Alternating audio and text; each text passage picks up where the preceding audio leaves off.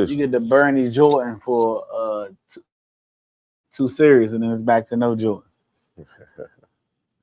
All right. Bro, who win that, bro? Who win that? Wale. Who win that? Wale. Not me. Might want no Gator Nike boots. You said you want them? I ain't buying them, but I'll take them.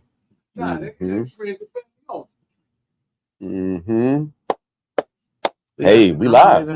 We've been live for some minutes. I mean, y'all talking sneakers right now. Oh, you know. Wow. Okay, we're back. So folks. hey, right. ahead. Bernie didn't let nobody know. Behind the scenes, you Bernie know. didn't let anybody know. Sneaker convo between Ty and Zoe. That happens every once in a while. But welcome back, everybody. Hello. Thanks for joining in. It is January 14th, 2026. Yes. Happy New Year. I tell you, we're gonna wish everyone a happy New Year once again, and I hope that the New Year has been good to you thus far as we move along this year. Zoe, as we kind of promised towards the end of last year, we're gonna make sure we focus on the universe, more broad array of whiskeys, right? Yeah. And so today we're gonna kind of start from where it all started. The Bernie remix here tonight, folks. Indeed. Well, welcome back, Zoe. Yeah. Appreciate you, man, for bringing all these amazing whiskeys and kind of creating the theme, getting the energy around this Scotch whiskey tasting, folks, that we're doing tonight. It's all Scotch whiskey tonight. No bourbon, no American rye. I wouldn't say no bourbon. No, I still have some bourbon. Because there's always one knucklehead in the classroom. So let Bernie finish his Penelope Omega. Wow, that was a shot. Okay. 11-year bourbon. That was a shot he did. Okay. We know what the night is going to be like, folks. But we are here wishing everyone January could be colder, but it's cold, but it could be colder. So I'm thankful for 50 degrees. Chime in. Let us know how your week's going. How was your weekend? Playoffs are amazing. Basketball's good right now. We have some good whiskeys on the table. Who's coming to DC soon, y'all? The Lakers will be here soon. Trae Young's in town. That's some excitement for us DMV folks. Some good things going on. Shout out to Mike Moe for buying us some Deer Park water that we needed. Appreciate it. Definitely needed that, man. He was here for a second, but he has to take a flight Friday. So there's packing, there's late night work hours that he needed to handle. So we will see him in 2 weeks. Safe travels. Yeah, he's heading overseas for a little bit, right? We will not be on this show tomorrow because it's Whiskey Wednesday, not Whiskey Thursday. Shout out to my niece Kayla, Big B, Big B's daughter, birthday tomorrow. Just want to throw that out there because we will not birthday, Kayla. Be here. Shout out to the man himself. We celebrate MLK on Monday, so shout him out while we're on this right here. So we have to shout him out also. Absolutely. Yeah. Zoe, I like that, man. Yeah. The intro. That was nice, bro. For certain. But let's get into some whiskey. Supposed to come into you a little late. Again, I mean, some of you all might be a more than I know about a little used to that by now, but yeah, we call this the Whiskey Wednesday late night show. The late night show. Absolutely. I might start my own late night show. Yeah, man. Get a couch and get some celebrities to come through. Not a couch, bro. Some celebrities to come through. A couch, huh? I fall asleep on that. It could happen. You gotta be careful. You gotta be careful doing that, man.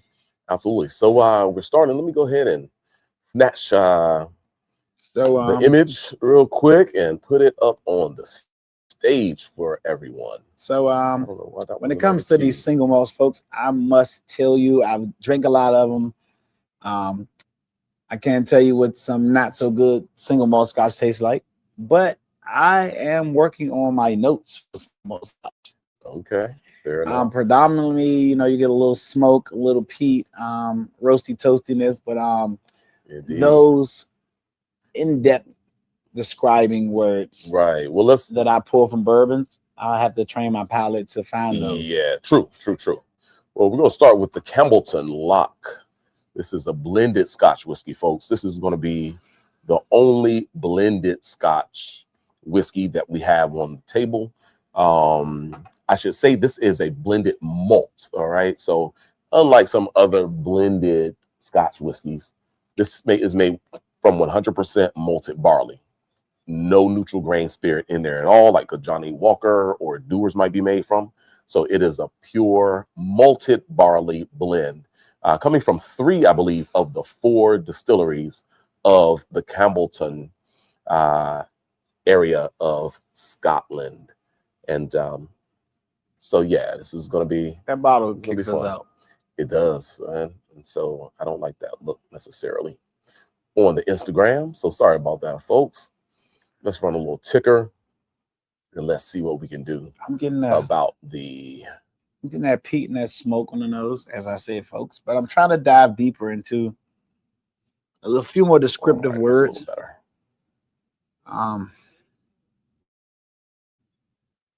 Chocolate, maybe. Okay. Oh, one of the other things I wanted to do really quickly, maybe I can pull a picture up. I want to kind of give you all just an idea of the lay of the land of Scotland. So let's see if we can do that real quick as well. I'm getting a little brown sugar, a little I know it's not, but a little oatmeal, I feel like. So, folks, if you can see the map, hopefully you can see it clearly enough. You have the various regions represented on this map. Of course, we are going to be more so in the kind of northeastern region called Speyside tonight. That's kind of in a lighter yellow. In kind of a more medium yellow, that bigger swath is the Highlands. You have in the green down lower, you have the lowlands. And then kind of off towards the left in multiple colors, you have the Isles, the Isle of Skye, the Isle of Mull, and so forth. And if you go all the way down to kind of the tip, you have that little peninsula there. It's kind of, I guess, more so towards the middle of the picture, there's a red dot, and that's Campbeltown, way down below. So it is very much a more maritime-like appellation. Only 4 distilleries are located there in Campbeltown, and they're all owned by the same kind of umbrella. And so this is a wonderful blend of 3, I believe. Yeah. So you have Springbank, Campbeltown. Campbeltown. Did I list all 3? Scholar. Nope. Not that. No. They don't list them. They don't list them here. I feel like this one should have sat right here. It's possible, but since it was a blend, I decided to open it. But I think early, the smoke and peat, you're right. It does have a little bit of peat. Nothing that's right here. Too not super crazy, but yeah. I think the flow, the chart we're going to go here. But Springbank plays a big part of this particular blend, and that is a prize award-winning distillery there on the Isle of Campbeltown. The nose is changing. It's some of that smoke is falling behind, and some of the sweetness coming forward on the nose. A little cleaner and lighter. Okay. Let's see. Springbank, Glen Scotia, Glengyle, and Kilkerran. So I'm not sure exactly what their blend is on this Wish 3, but it certainly is a fun way to go usually. Yeah. So let's give it a try. Zoe, you already? Yeah, this probably should have went right before Lagavulin. Yeah, but I love the nose on this. Goodness gracious. I can agree. Yeah. I think this is kind of that within the umbrella of these brands. I think when I talk to Mike, this is kind of the peak of maybe a little bit more, kind of the peak of where I want my peat and my smokiness, kind of like maybe a little more, but this is kind of like that realm for me. You know, like when I was the 80, 85 proofer before, like high proofer. You know, this is that range of peat and smoke that I can Mm. enjoy a little more because you know there's some Arbecs and some things that are higher peat, but the way where they're aged, how they're rounded or blended somehow. Yeah. Sometimes you know I can like them, but this is that point. Absolutely. There's also a richness here, kind of really pulling a lot of viscosity, a lot of oils, Yes. even from the legs on that glass, man. Yeah, it could have come a little further down. We could have done those Highlands first, right? And then this one, and then the Islands. Yeah. There we go. Sometimes our lineup doesn't work out well. Usually I'm paying a little bit more attention, and I may have figured that out. Comes through and just bulldozes the lineup. Yeah, we had to change it up a little bit. But I like the salinity. I like kind of that. There's a salinity that richness, the oils. Did you mention cacao or like some type of sweet? I said chocolate. Chocolate, yep. I'm getting chocolate. I dare I say a little bit of a licorice feel, probably from the peat. Yeah. Licorice. The peat is there. It's not as intense, maybe as some of the Islas are going to be, like these Lagavulin. It's there though. It's not. But not offensive. There's a nice little smokiness in the background, baked in. Change kind of a waft of smokiness, right? A waft. Yeah, use that. I tell you, boy, there's so many.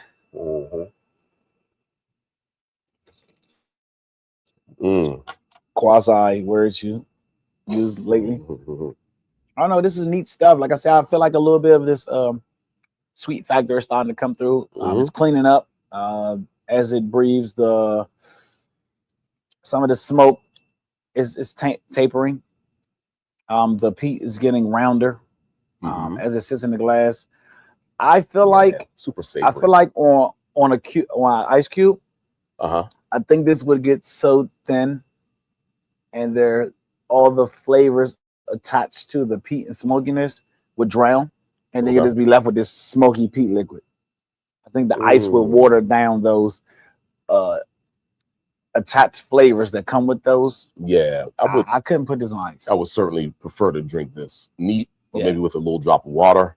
Definitely that type of thing. This will water down. This tastes like a glass of smoky liquid. And 92 proof, I think it's almost perfect when it comes to the intensities, right? Absolutely. So wouldn't want to dial it back. Love the richness of this production. Of course, I'm a huge fan of the Campbeltown productions. Of course, if you ever find Springbank, oh my gosh, just always a treasure. Has Springbank 31. Yeah. Kilkerran, one that you might find as well in the marketplace. Glen Scotia, as I mentioned, but this is a fun one because number one, I think it's now more readily available within the marketplace, which is cool. It's a blend of 3 or 4, any 3 of the particular distilleries' offerings, and while they are so tough to get a hold of, and of course they're usually coming in at a 12-year offering. I don't really see a 10-year offering anymore from them. Those are well into the 100+ price points nowadays, where this is still well under $100, right? So I think this one becomes a value, and it is special because it is a blended malted whiskey with a decent amount of age on it. I would say that there's probably no whiskey inside that bottle that's less than 8 years old. I agree. Maybe 10, right? So possibly 10. I did see Kilkerran on the shelf in my store. I'm thinking maybe it was like entry level. I'm not familiar with their brand, so you figure with the low price point, you figure it's like an 8 or 10 year. Like I said, I got to read the bottle again, but that just jogged my memory. I just saw it yesterday. Wow. And I was wondering about it. Yeah. And what you mentioned there, it's got to be good juice. It is good juice. I'll grab that bottle. Right. Absolutely. So you hear that? I'm about to expand the Scotch side of my bar now. Coming. Too much bourbon, they say. Now it's got to be Scotch. Or indeed. Irish single malts. Right. We're going to get there too, right? To the Irish. They're next week.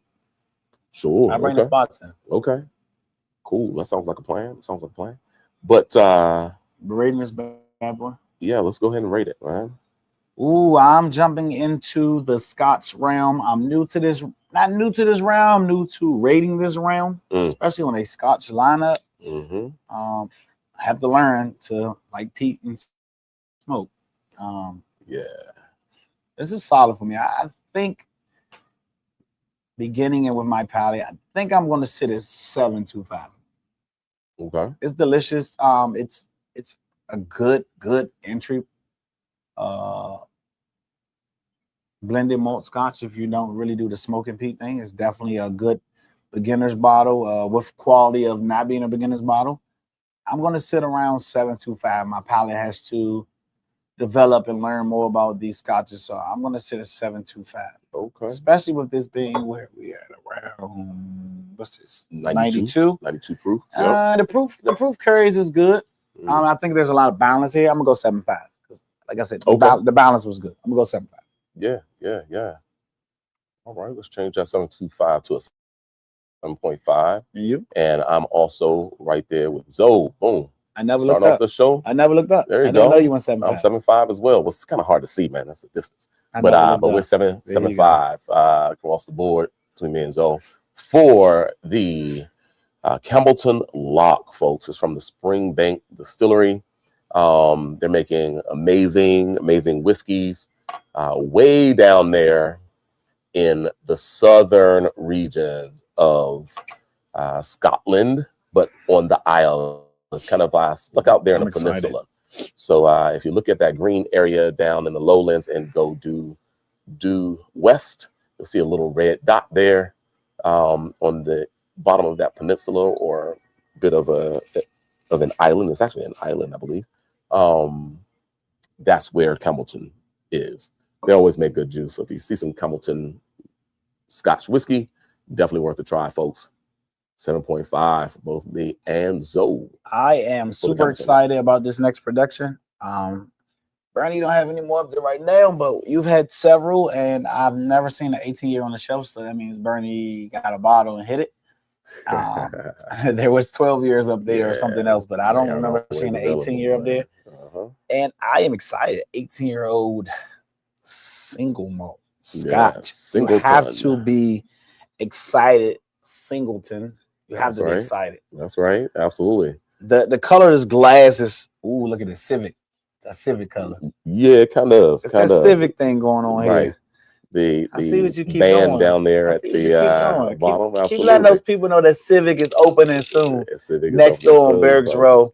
Opening soon. The newest. See there? Absolutely. I don't even have to do all the plugs anymore. Lounge. So you on, man. The you newest are on it. coffee shop lounge on Bergs Row. Come sit and relax, do your work, use the Wi-Fi, have a cappuccino, have an office meeting. Indeed. The rental space will be available. Yeah. The feng shui, the feel over there. Just, you got to see it for yourself. There we go. Folks, just head on over to salonforthecity.com or give them a follow, Civic on 8th.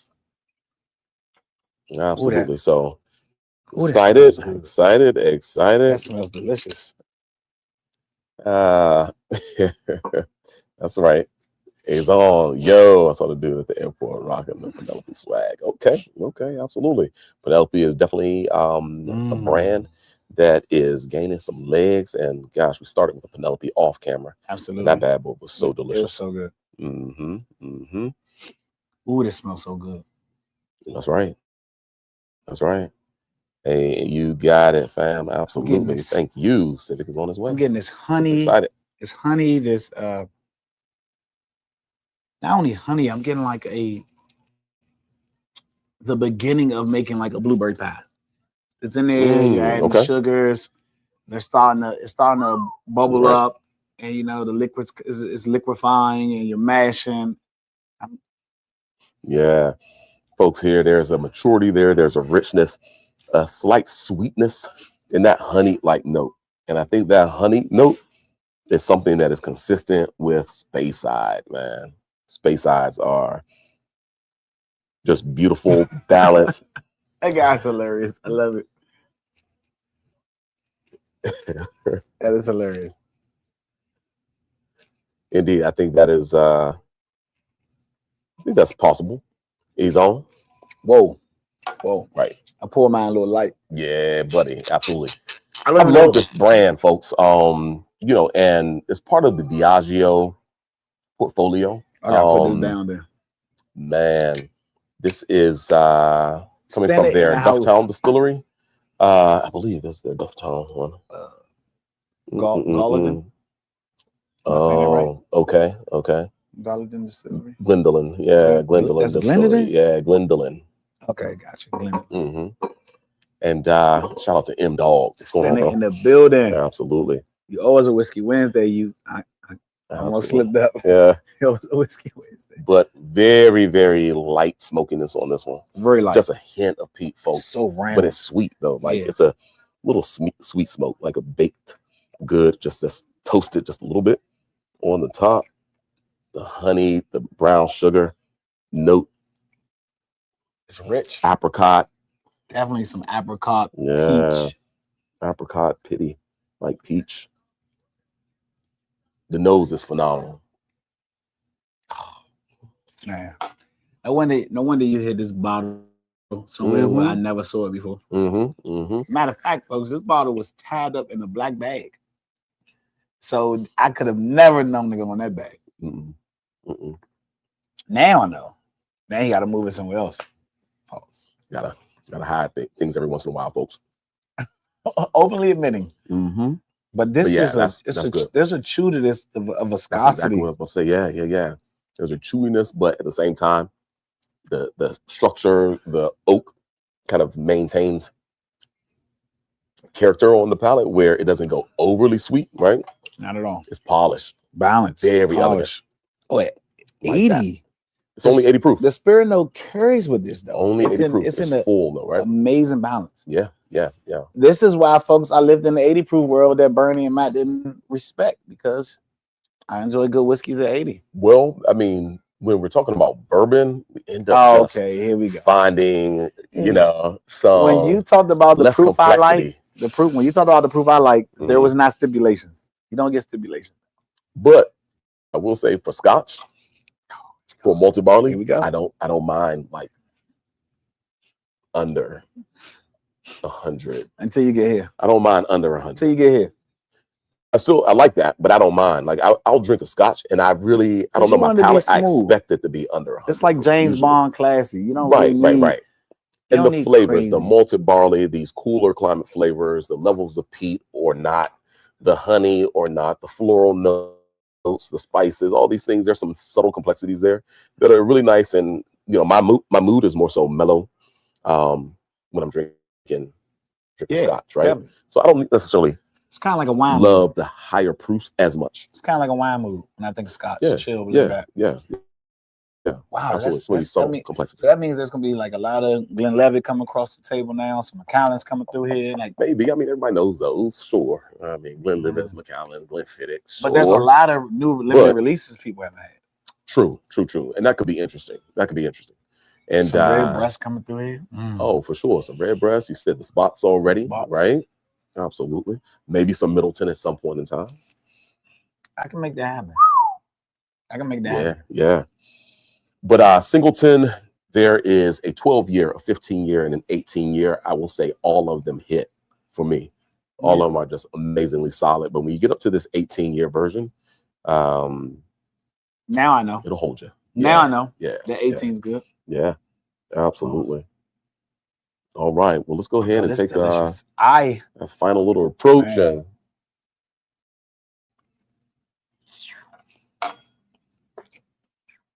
Man. I think rating wise, I have to be solid. It's balanced. 80 proof. It delivers a good relaxation sip. It's delicious. I don't really need this at a high proof, but if this was 92 proof, 94 proof, I think my rating would be something crazy. Okay. In this Scotch journey, I'm going to put this at a 8.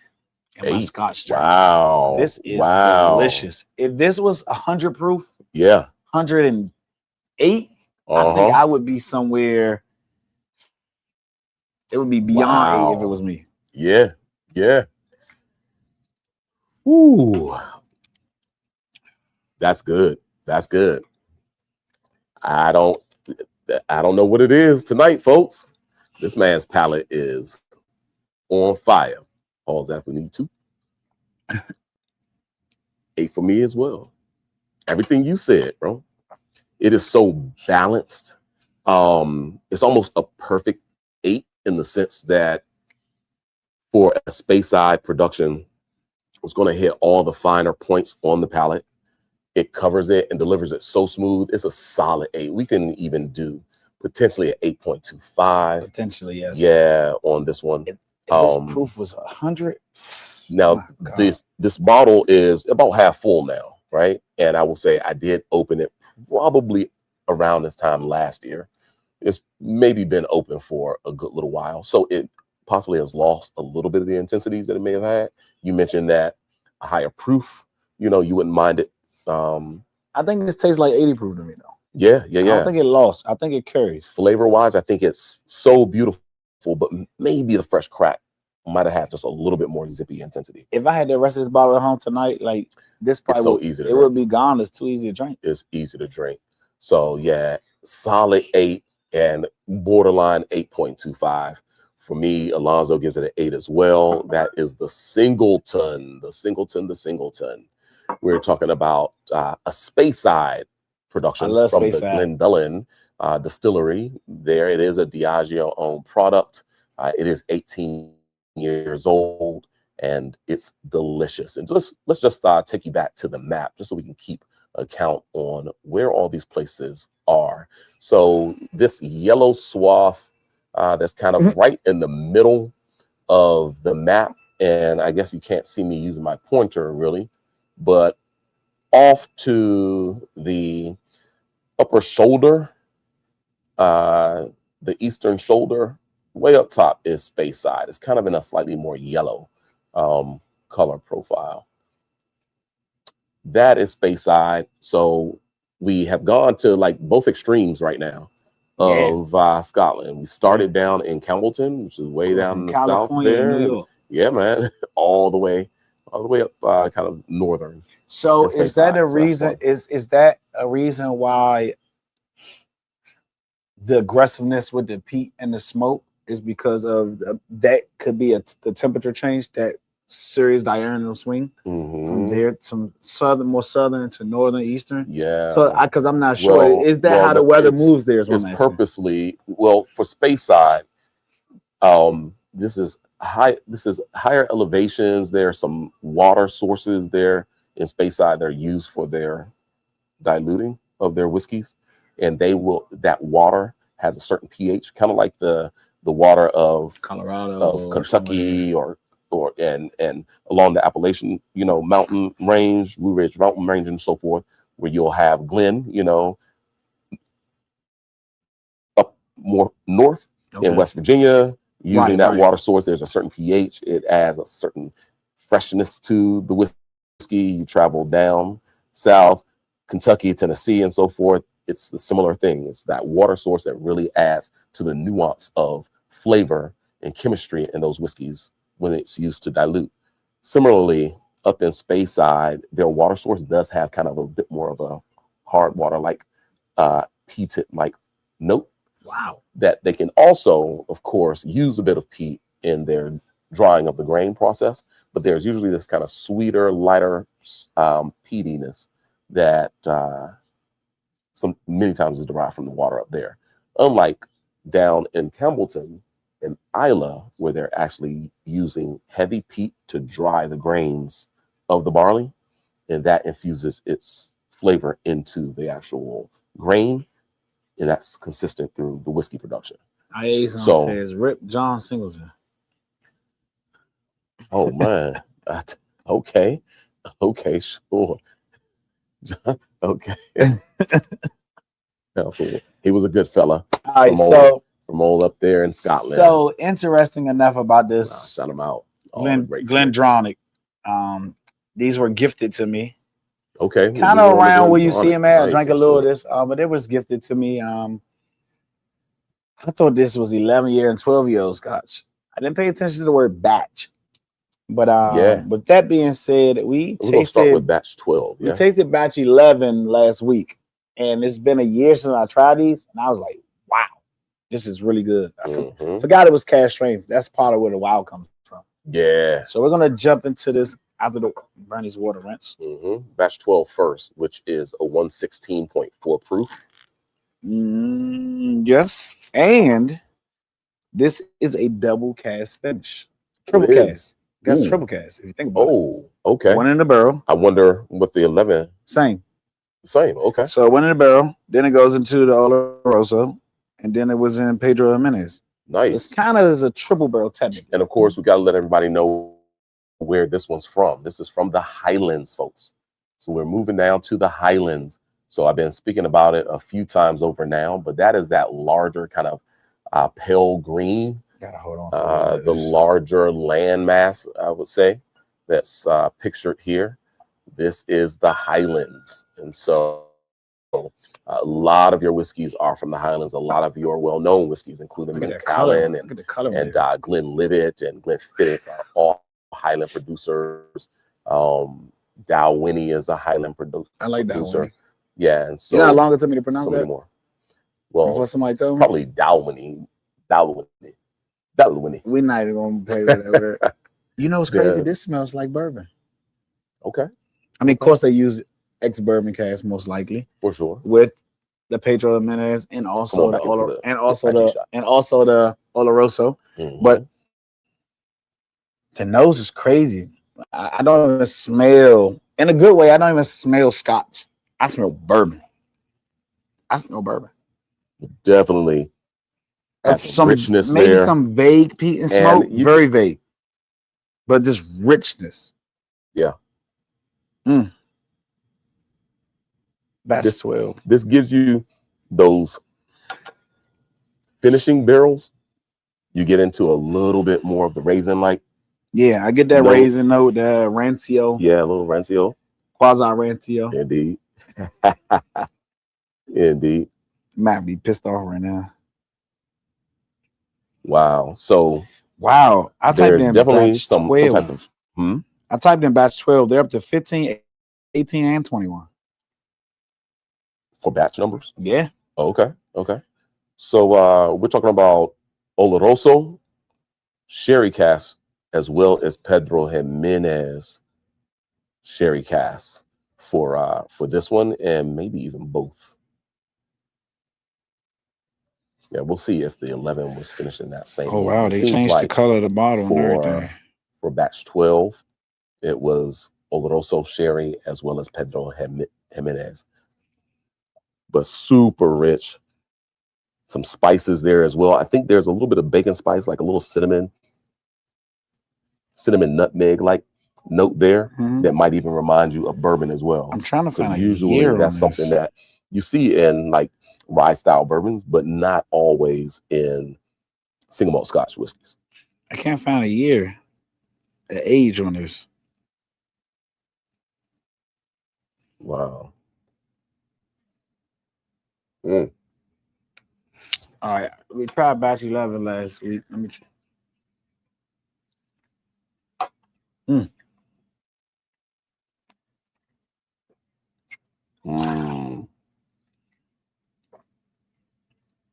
Wow. We definitely just changed the level of malt. The proof, we jumped up. Absolutely. That peat and smoke is so far in the background. I didn't even get that. I don't even think it's there. Well, there's peat there for sure. You think so? Yeah. But I think it's expressing itself different. But yeah, and I didn't even get it on the nose as much. I didn't get the peat on the nose. Wow. On the palate, absolutely. I think the caramel, the sweetness, the creaminess of this production was up front with the fig and the rancio, like you said. Yeah. That the finish is where the peat and the smoke is. Right. But in so much more, it's like in between these two. Rounded, but still there. Indeed. Wow. That is really good. Yeah, that's special, man.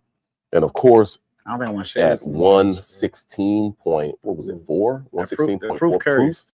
The proof carries. Proof carries. It's a big adjustment from that Singleton 80 up to the 116.4. But once again, it's so full in its flavor profile. Yeah, it's not that the heat doesn't attack you, the spirit note doesn't overwhelm you. It's appreciated. And if this was at 80, right, like this, right. Well, we can always add a little water to it. I might just do that. Add a drop of water. I don't think I want to. But this is one of the things as well that I love about Singleton. Singleton just does use bourbon cask aging, and it's their water source that adds that pH and some of those sweeter tones, a slower distillation, or what have you, cooler climate. But they don't do secondary finishes. That's right. So they aren't doing wine finish, but it has so much richness and so much texture. It does. From the Highlands, sometimes if you don't have a secondary finishing process, sometimes those whiskeys can maybe taste a little less complex, a little incomplete. So that's why so many of our Highland productions are going to have a secondary cask finishing from most of the producers, Macallan and everything. Like the Fine Oak series with Macallan was a newer thing because folks were so accustomed to the finishing process. But this one definitely has such richness. But you know me, I'm a double oak guy anyway. So kudos to all the Highlands people. That's this is triple oak though. Yeah. No doubt about it. And it's delicious. This can almost be called a cigar series. Literally, almost. Yeah, this would be a great one to have with cigar. Really sitting back with a Glencairn, 1 or 2 drops of water in it, maybe. I'll be looking at the bottle and I'm like, I'm drinking bourbon. I don't really want that single malt. And I'm like, wow, it's been passing up on this for a year. I'm crazy.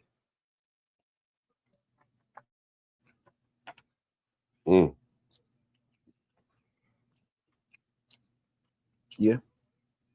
Wow. Exactly.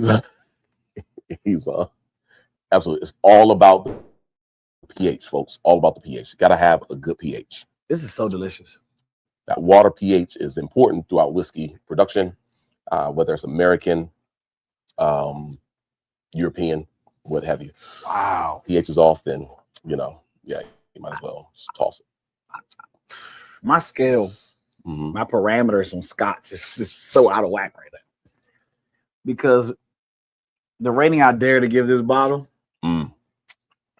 there are bourbons that will have to really, really work hard to get these type of ratings.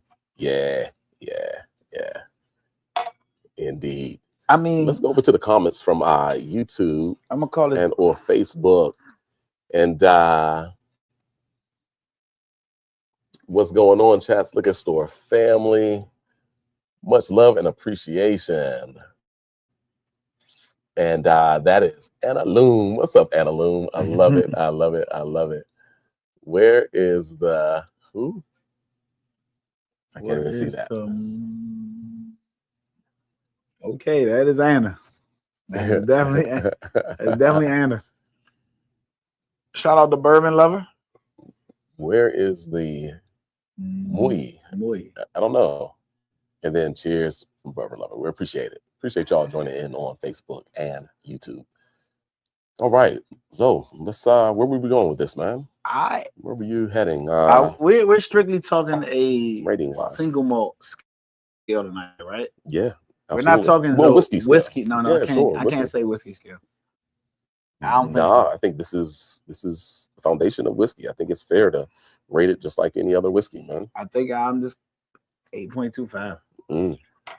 I could push the envelope for 8.5 on this, but again, that's why I said where we're going, because that will put in some different company. 8.25 is different company too. It is. I mean, I think. But on the whiskey scale, I'm gonna go 8.25. I think this is round. It's the secondary.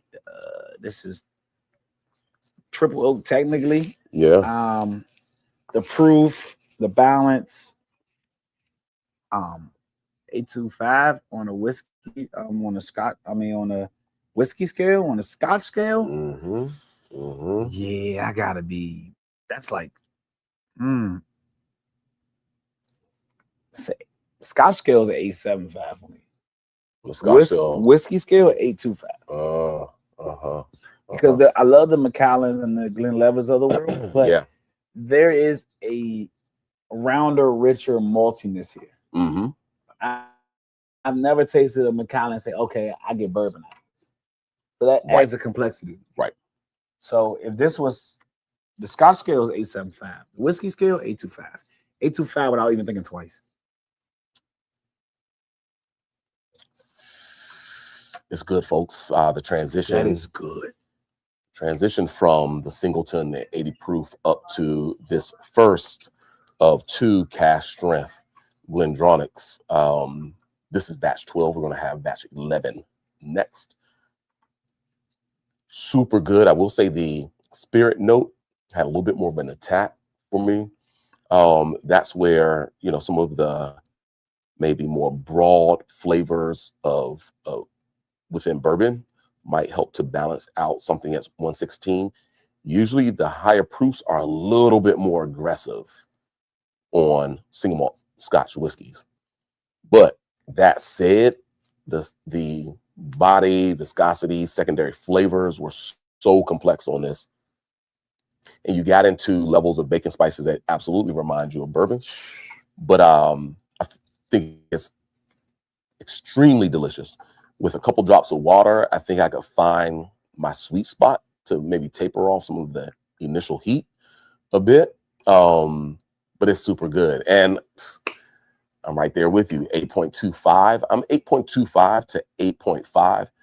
If I spend a little bit more time with this whiskey, had it with a cigar, you know, found the right point in which, like, how many drops to add to it.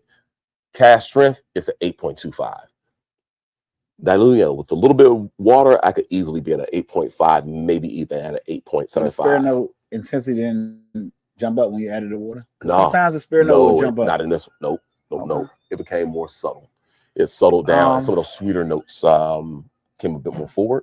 But I would love to just kind of play with this, diluting it down even further, just to see the full array of flavors that it offers. But it's such richness. It's well made. This was so delicious. It is well made. So delicious. So this Glendronach Highland single malt cask strength. This is batch 12 at 116.4 proof.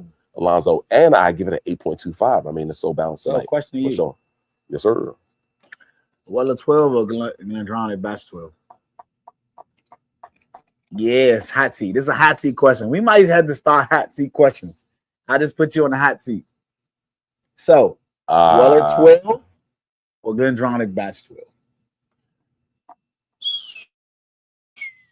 Hot seat. This is called the hot seat, folks.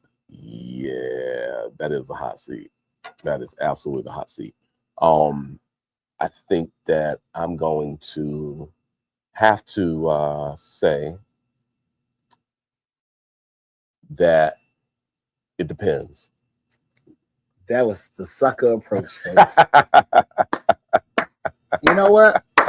Now it depends. That was the setup question. No, that was the setup question. I'm actually going to go with. No. I don't had a choice. Hold on. I'm gonna tell you why that was the setup question. This Glendronach is fantastic. But if it's Weller Antique, all day Weller Antique. That was the setup question. But 12, I'm like, okay, so Singleton 18 and Weller 12. Singleton 18. That was that much easier to say? Yeah. Because it reminds me, it's like, that reminds me so much, proof wise. Yeah, you know, that's why I wanted to see what you want to say. Yeah, I agree. Yeah. All right, so we're going on to batch 11, folks. This was, like I said, open. Now these bottles have been open over a year. They were given to me. I haven't tasted. I have not tasted them since they were gifted. We opened the 11, which you see there's not much left. We were tasting, doing market research last week, and this bottle was like, wow. I was like, whoa. Indeed. Shout out to I can't say his name on camera, but shout out to that guy. We're in the industry together. He's a good friend of mine, and he's like, you know, I did my job with these, and no more use, and thank you. Yep. All right. Well, let me go ahead and change the ticker up. We No. are now on the Glendronach So Cask Strength Batch 11, folks. This one takes the proof point up a little bit more. We're at 119.6. Maybe it's proof. higher because it's younger. It didn't mellow down, maybe. Well, we'll have to figure that out. But as you see here, once again on the map, on the Scotch map, it is the larger kind of lighter green. The majority of the picture shows that lighter green. That's the Highlands, folks. This is, of course, from the Highlands of Scotland. Good stuff. Let's get into it. And this is the whiskey, once again. Wow, Glendronach. We should have tasted these like this. Why not? We should put 12 out the 11. Advantage. We should put 12 out the 11 because of maturity, not because of spirit. It's possible. This one is definitely brighter, a little less maltier.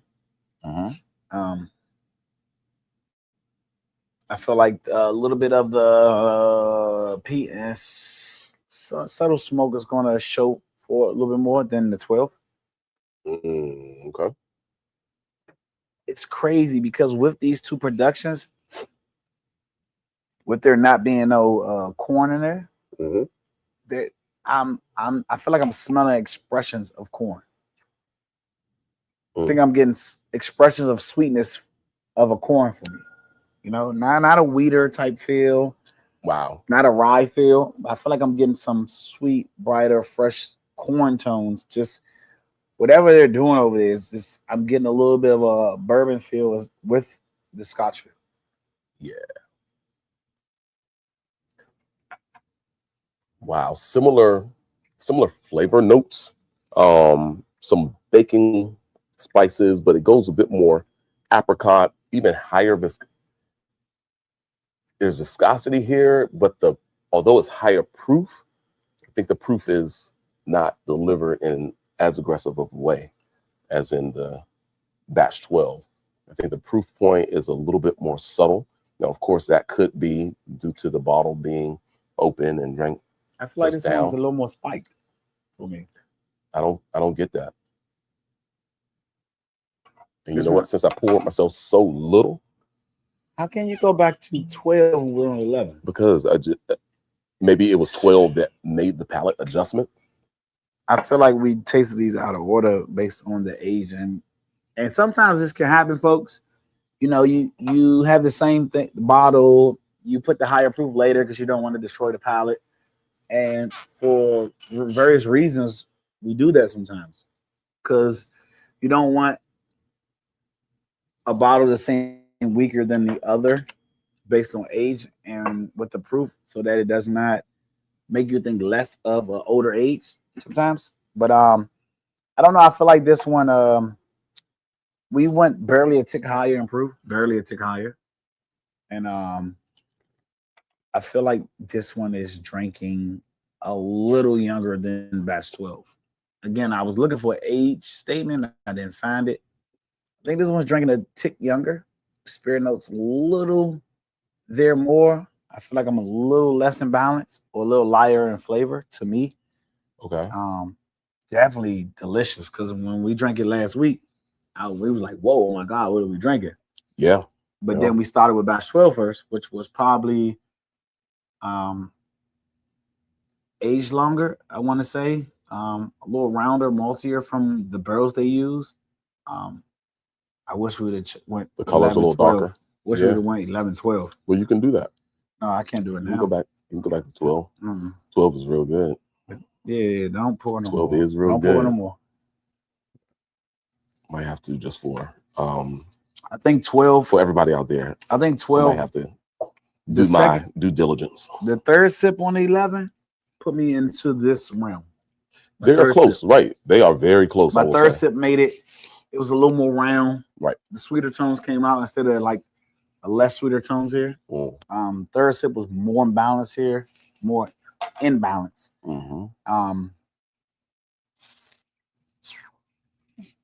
I think batch 11 is 775.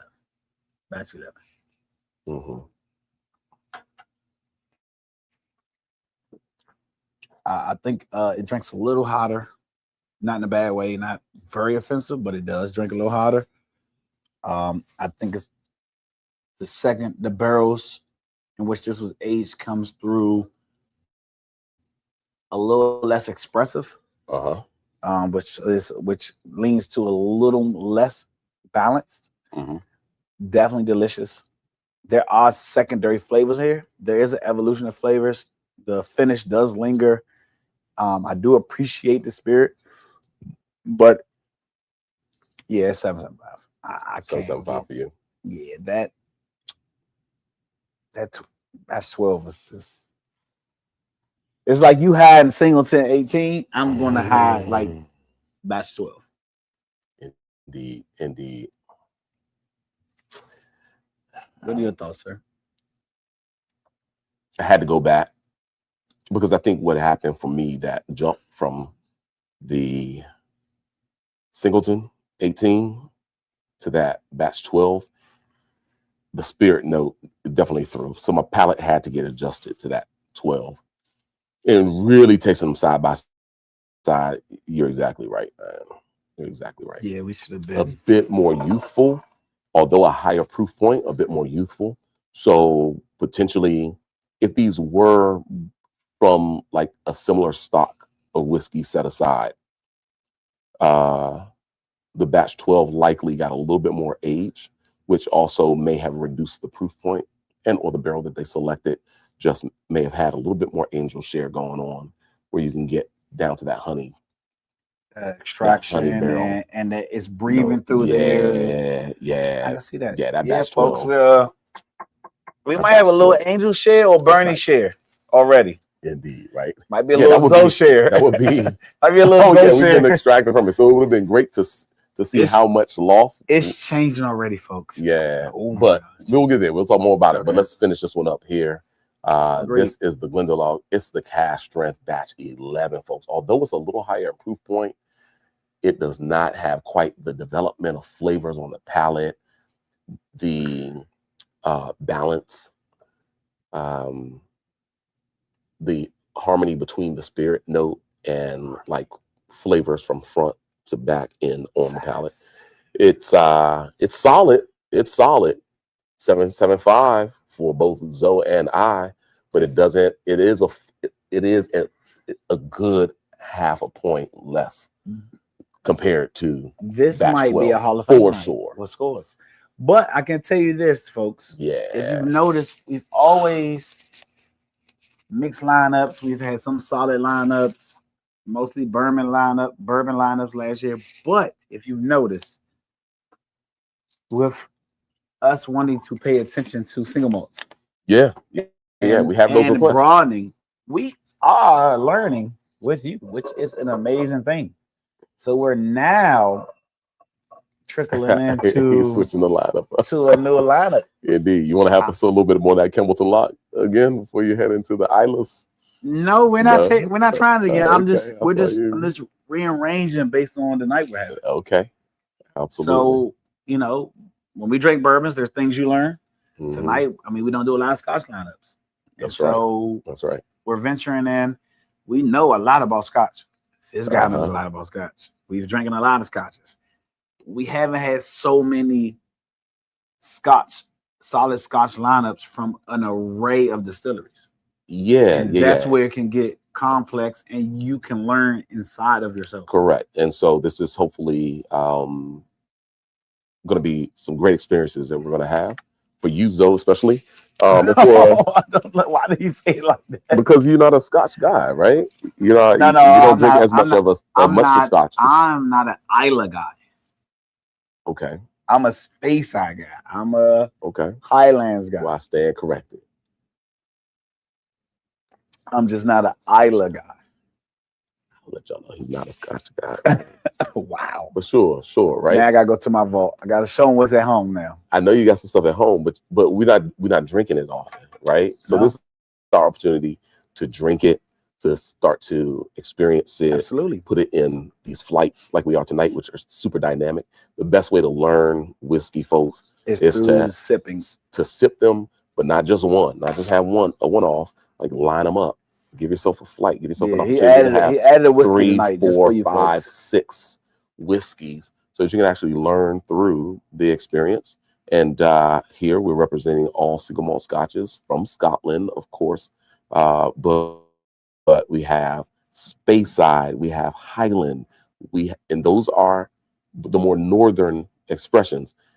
We also have Campbeltown, Lowlands, and Lowlands and the Isles.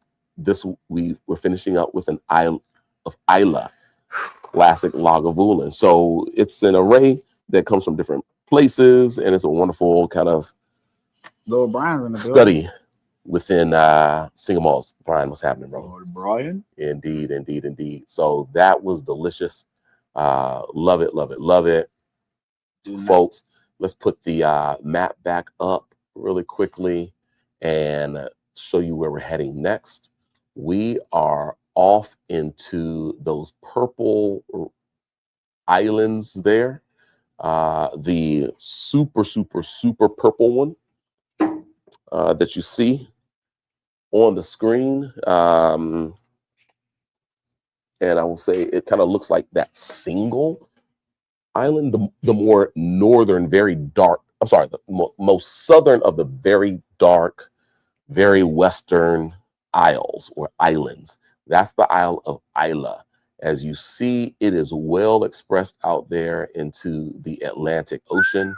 And that's where all those Atlantic breezes, a lot of salt water, yeah, comes crashing up on the sides of the shores. There aren't any trees on that island, folks. That's crazy. No trees. How they just have kind of those longer grasses and so forth, long grasses, wild grasses. A lot of salinity coming through. And so, yeah, okay. Absolutely. I can see that. Absolutely. That's where you get some of the salinity, especially when you have those whiskeys aged on the island. But of course, what was their fuel source for centuries?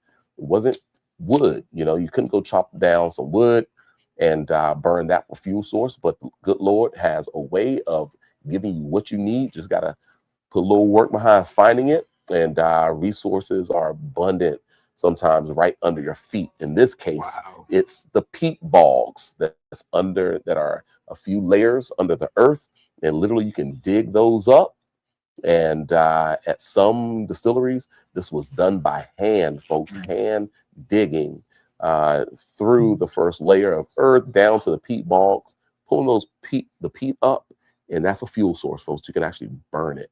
It was used for fueling, for cooking, for your fireplace to keep warm. And so it is a very classic flavor profile of the Isle of Islay, as well as some of the other isles along the western shores of Scotland. So this is a special limited edition that came out some years ago. It's an 8-year expression, half the age of the most popular Lagavulin, which is the 16-year cask, secondary cask finishing as sherry cask for the 16-year. But this 8-year has no secondary cask finishing at all. And you could tell so if you had it for a while, it's a limited edition because the label doesn't stay, folks. So we're gonna label's a little flappy. Put that back a little bit. Indeed, indeed. Folks, when I smell this, this is the realm in which it's not my realm. Let's get the ticker up. This is Lagavulin limited edition 8-year. So there was an 8-year expression, 96 proof. So this one was approachable, quite good, but there was a 12-year cask strength as well that was released. Oh man, that 12-year cask. And so it's the 12-year expression at cask strength that they bottled. It was also part of this limited release that was released, gosh, maybe almost 10 years ago. Maybe about 10 years ago. I've had this maybe about 10 years. You had this 10 years? Maybe 8 to 10 years, yeah. Wow. And so the 12-year expression is what you would usually be placed into the Oloroso sherry cask and the Pedro Jimenez sherry cask for what would then become the 16-year. I see the color after finishing for 4 years in those secondary casks. It would be the 16-year classic Lagavulin, right? But this is a wonderful opportunity to taste Lagavulin in a younger, more pure expression to see what those flavors of the distillate of the still gives you without the manipulation of longer age and different finishing processes. Folks, so let's give it a go. You gotta be built tough for this, folks. Sure do. This is not my round, folks. You can already get the peat on these. This is not my round. Man, look at how the water just separates. I am from the whiskey. These nosing notes. I'm only getting the peat. Slow legs. Wow. I'm only getting the peat in the smoke. That's what it is, man.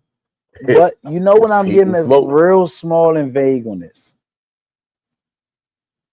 I'm getting line as if you had like some saltine crackers.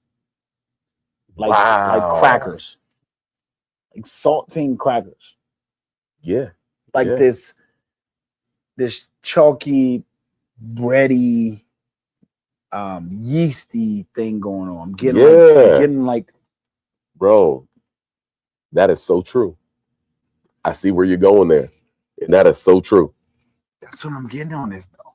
Like you ever go to grandma's house when you're sick and you get some soup and grandma busts out that chicken noodle soup and some saltine crackers. That big rectangular box of saltine crackers. And you like, I was just at mom, she had it just a couple days ago. And you like grab some saltines from out of there for the soup. And you looking for some Ritz crackers or something. Oh, she got some saltines. Saltines. They break kind of like some I'm getting a little bit of that Yep. What are those crackers that everybody eat during oyster? Oyster crackers. Oyster crackers, right? Not even that during what's the Jewish holiday where they eat those white crackers with they eating the gefilte fish and the matzo balls. Okay. But then they eating those crackers too. They're like big, blocky crackers. You get chalky. Absolutely. Man, look at this, folks. I already feel like I'm a professional. See there, absolutely. It only takes 5 whiskeys. This guy right here. Ooh, indeed. On the other hand, some of the notes that, if peat offends you, some of those notes can be Band-Aid, iodine, rubber, iodine. And I was born to do this. I came out in the hospital in DC, District of Columbia, and you watching the hospital center? Yeah. They probably should have made my middle name Whiskey. They didn't take us up there back in the day. It's greater Southeast. Yeah. It was greater. No. It wasn't hospital. It wasn't Washington Hospital. My name should have been like Zoe Whiskey for ZFW. ZWF. There we go. That could have been.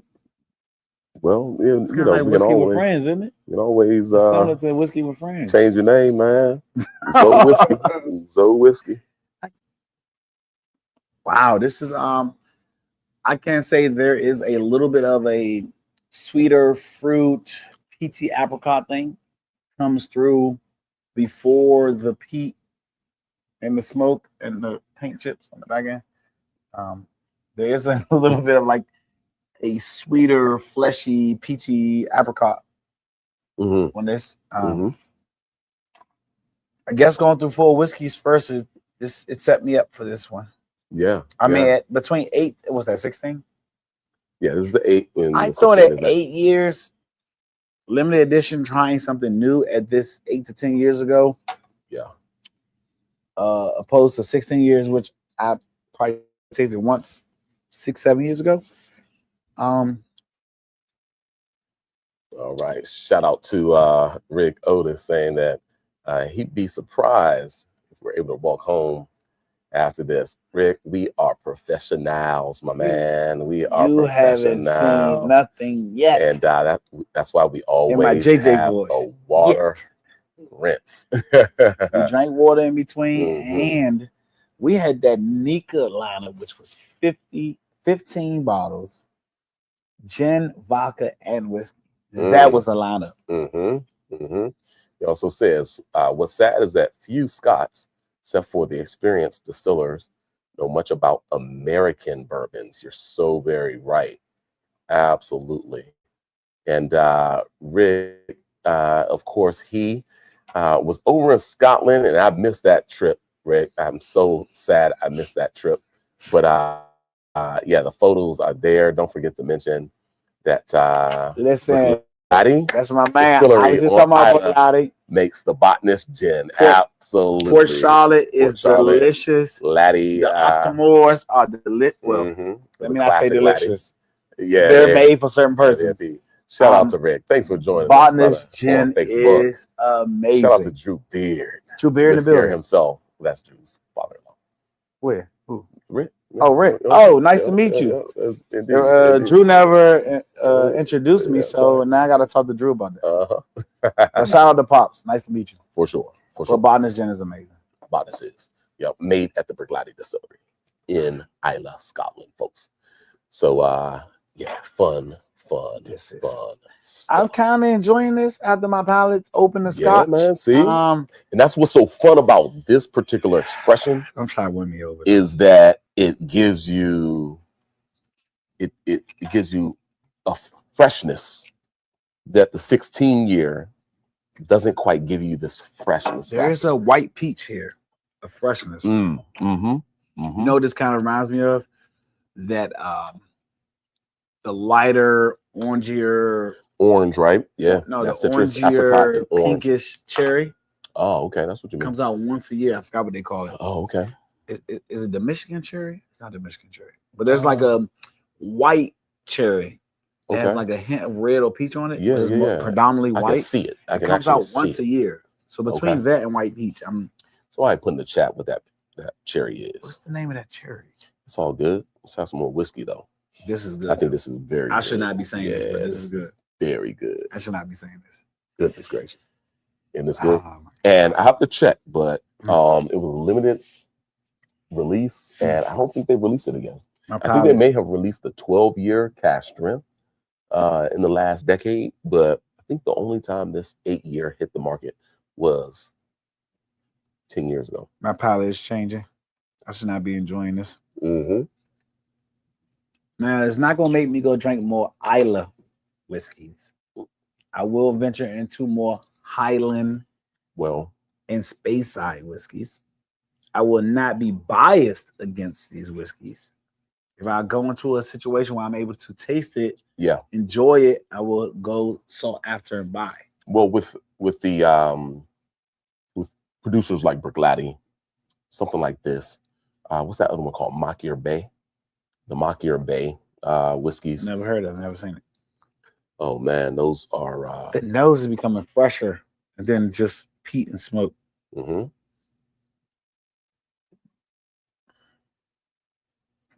right. It's time to rate this bad boy. Yeah, the Kilcolman Machier Bay. Never like those are fun because they are unpeated for the most part.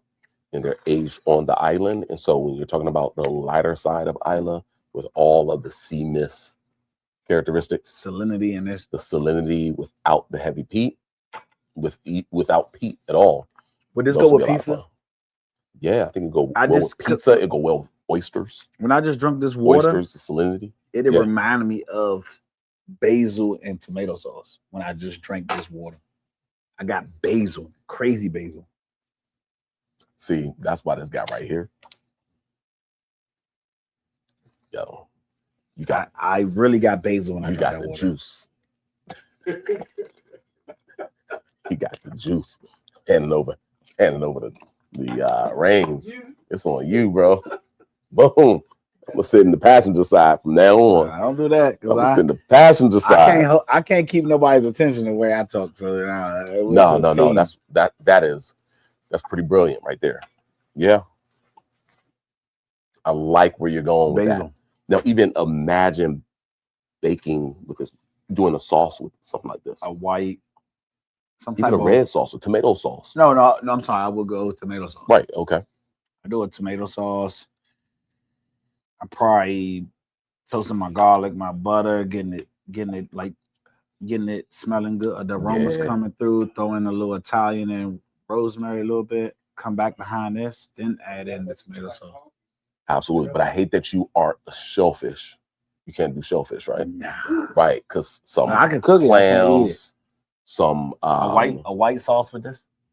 yeah, And clams and all even that? right, or even a tomato sauce with mussels. Yeah, it's weird because I can do clams and mussels. I can't do crabs, okay, lobster, and shrimp. Okay. Yeah, that would be dope. Now you got Zoe's me. Kitchen. Now you got me about to do a whiskey. That'll be for pasta. Zoe's Kitchen. You know what I need? I need What a you burner. need I need for a burner. Civic? I need When a burner. Civic opens, what Okay, we need is to do some Zoe. I need a some burner. Zoe dinner. I need a That's burner. what we're gonna do. And we can do like Zoe's cooking. No, we're gonna do it. Do it. At Civic. Wow. Okay. You gonna be. I mean, I don't know. You know, I was just listening to Matthew McConaughey. Come on, you have the talents, bro. Inspirational You have speeches. the talents. Rhonda already mentioned it just She the other did, day. for cupcakes. Yeah, absolutely. But there's more than just that. It's like Matthew McConaughey said, "Dream bigger, and dive in." I've been listening to his motivational speeches. I've been trying to replace 30 minutes to an hour with positive thoughts and a neutral, quiet space. Nice. So, nice. That's beautiful. I really have. That's beautiful. Now let's get into the rating on this bad boy before you go any further. I still am not a peated fan. Okay. That's it. With this being said, I do enjoy this to a level. It has its place. I think I have to make my own scale because I'm not a peated fan. Because it takes a certain type of person to like this style. You don't go pick up Lagavulin if you never had a single malt scotch. You don't. That's not the first. You do not start there. You do not start there. I'm gonna honestly, and I haven't had a lot of peated scotches because it's not my thing. Right. Oban, Lagavulin. There's one more in the Ardbeg. So I don't. Well, Oban is Highlands. Lagavulin. I don't have an experience. Bruichladdich. Bruichladdich. I like Bruichladdich. I don't have an experience scale for these heavier peat things. So, in my peat world of learning to like, I can go 7.5 because there's a lot more world out there for peated scotches I don't know nothing about. This is an amazing expression. I'm going to go 7.5 because I'm uneducated and I don't know too much in the peat world. And I this is really good, so I can't put it at a 6 or 5.75. Yeah, you know, I can't really give it an 8 or 8.25 because I'm not as well versed in peated scotches.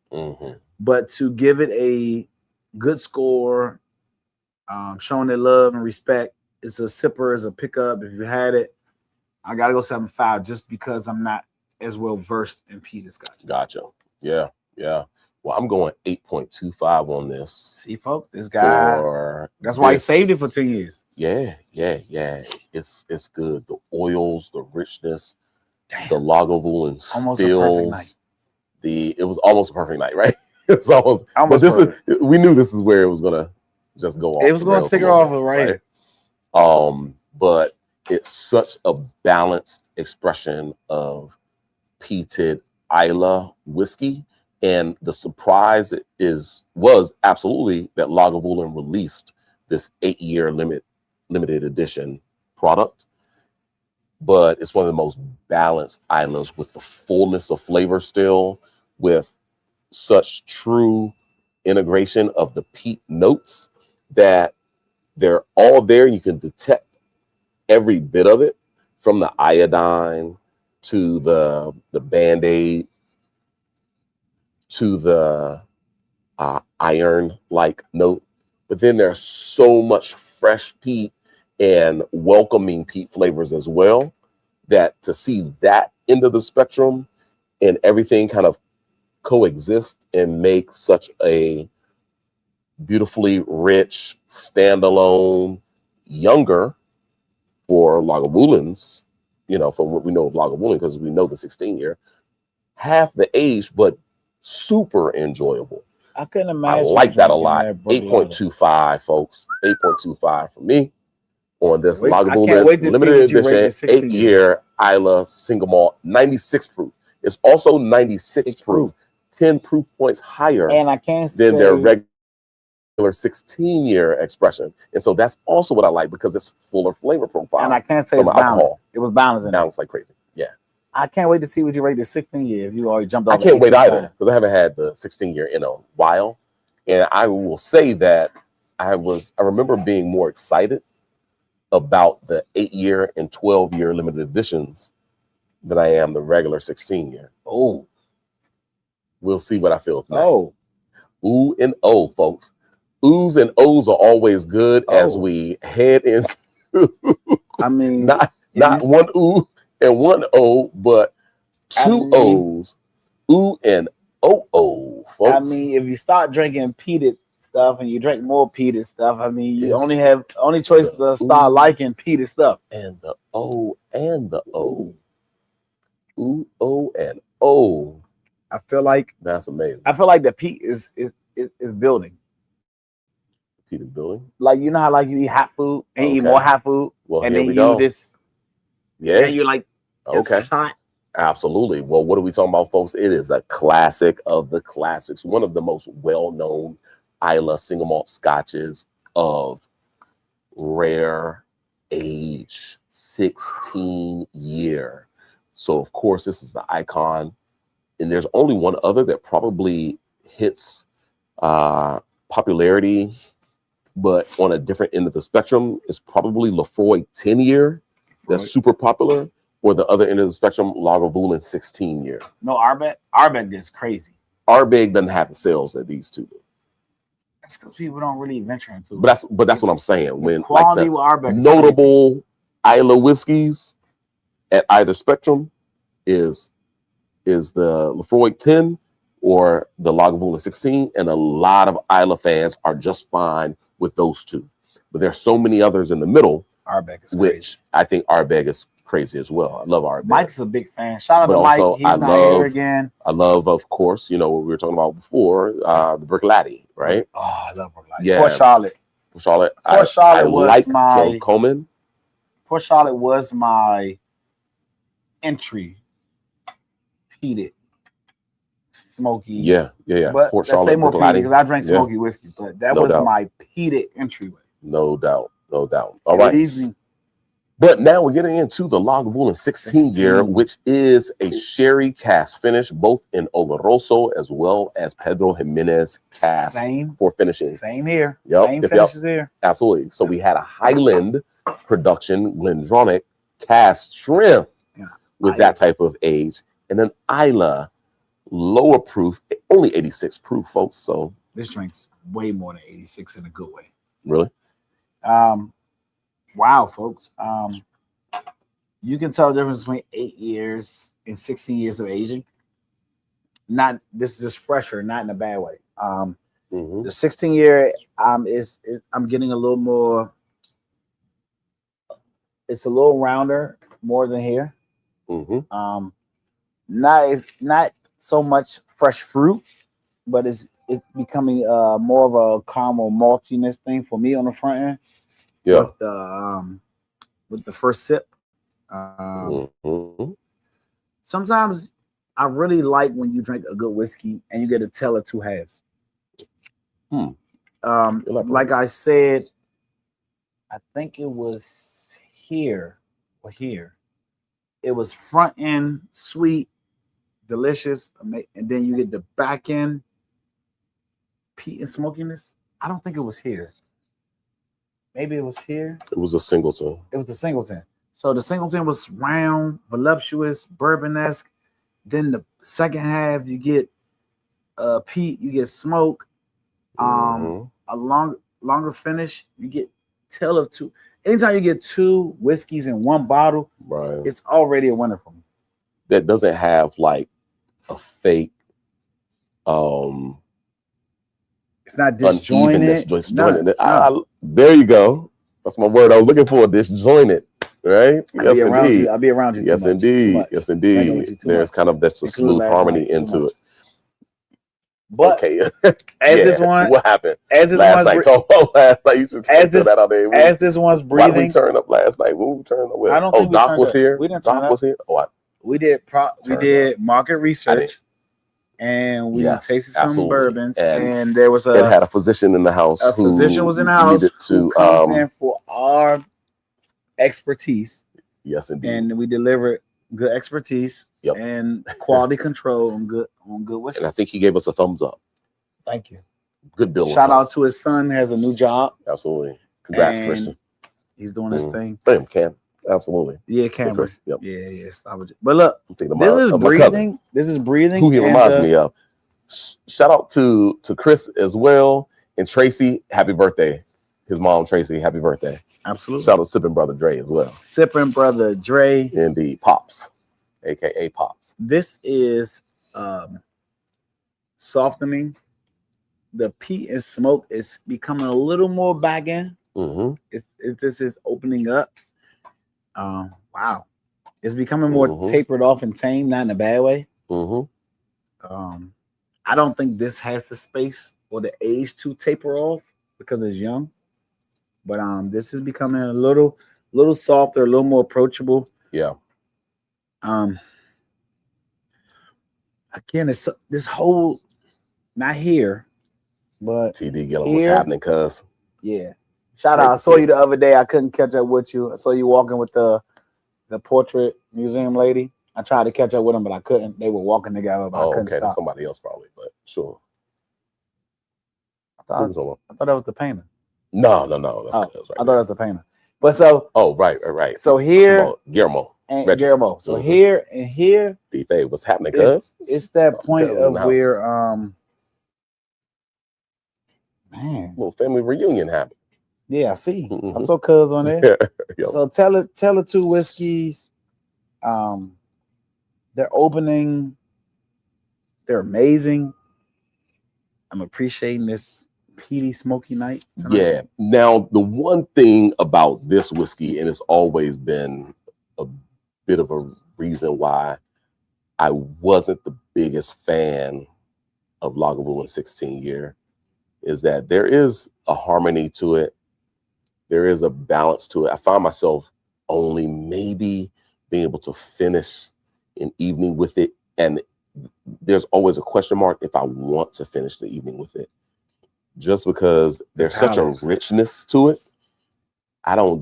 It's kind of a similar deal when I finish with a cocktail, or if I'm drinking like bourbons or whiskeys, and then I end up wanting to finish with a couple Manhattan, 2 or 3 Manhattans, or like an old fashioned or something. That's a way to finish, right?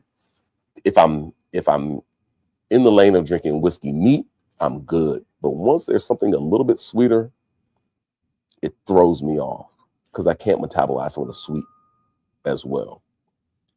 And sometimes that's what Lagavulin 16 gives me. I don't get it in Glendronach. I don't think I would get it in Glendronach. I think we're sweeter here than that. But I don't get it in Glendronach. So but it always is one of those things where I have to be careful with that Lagavulin 16 year. Well, and maybe it's just something about production because this is their main product. And it's not in that limited of a production. That's super limited. Yeah. So maybe it's something within the production method where this is so clean and like pure and diluted. I'm sorry, the angel share is there, right? But nothing else. For this 16,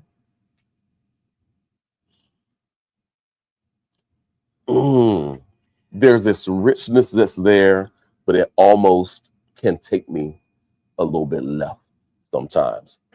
And I don't know why that is necessarily. Shout out to Diageo for like representing and presenting this in such why you keep shouting Diageo? Because this is an iconic brand. I get it, but there's other companies that we don't shout out on a daily basis. I'm taking a little personal right now. True. Okay, shout out RNDC or now Reyes. Oh, shout out Reyes. I can't say that on camera right now, but I got some words for you. When shout out Reyes Distributing and RNDC and whatever the purchase was. Hopefully both parties end up in a. So back to the whiskey now, folks, because I got words from off camera. But you know what? Now that I'm a cigar smoker, now that I'm a cigar I thought that's what smoker. you're talking about. Shout out to Glenn. Now that I'm a cigar smoker. Shout out Glenn Price out there in Martinsburg, West Virginia. I really feel like coming soon. I really feel like I haven't had a whiskey. Let me just finish what I was saying, right? And I'm just gonna speak around. Or you know, speak direct. Go ahead. I don't want to be as direct, but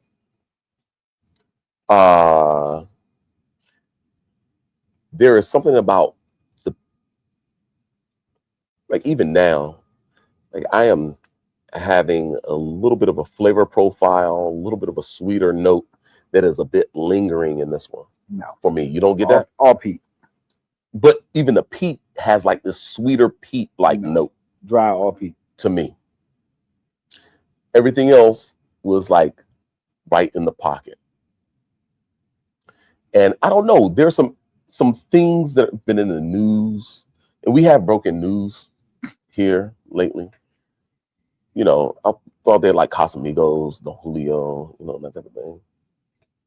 That I don't know what it is about this particular bottling that always, for me, only me, who is a purist, and I like having my spirits clean spirits. So if I'm drinking, product additive free, so forth and so on, then there's just something that lingers in this one that just really doesn't do me as well in time. I love the 8 though, and I love the 12 year, but it's the 16 year that always kind of gives me a little bit more than I asked for. And so with that said, oh man, it is so iconic in the marketplace. It's one of the favorites in the industry, the Lagavulin 16. But which would I rather drink between Lagavulin 16 and Lagavulin 8? That's a question that I have. What do you think, Zoe? 16. 16? 8 years so good, but it lacks some mature characteristics. I love it for its brightfulness at I don't want to say youthful age because we're 8 years in. So we're we're not that youthful. But I enjoy it for its freshness and what's going on there. But there's some secondary characteristics that I get with the 16 year. I haven't had the 12 year. I might like the 12 year more than I like the 16 year. Well, 12 year was cask strength. That was fun. So then again, that was fun. But I think my approach and my understanding for you didn't finish that. You blended? Yes. I'm Zoe tonight, y'all. I made my own blend. I'm glad Brian out on this live. I'm Zoe tonight. Glad Brian out on this live. I can do that, man. I've been holding on to that 8 year for so long, 16 years. One of those things. We blending. Nah, you can't blend two different distilleries. Why can't we? Maybe they need to collaborate. You could still call it a single malt. If you blend from the same distillery, you got to call it a malted blend. And maybe they need to collaborate though. Otherwise, maybe they need to collaborate. Maybe I'm onto something. Maybe. Mm-hmm.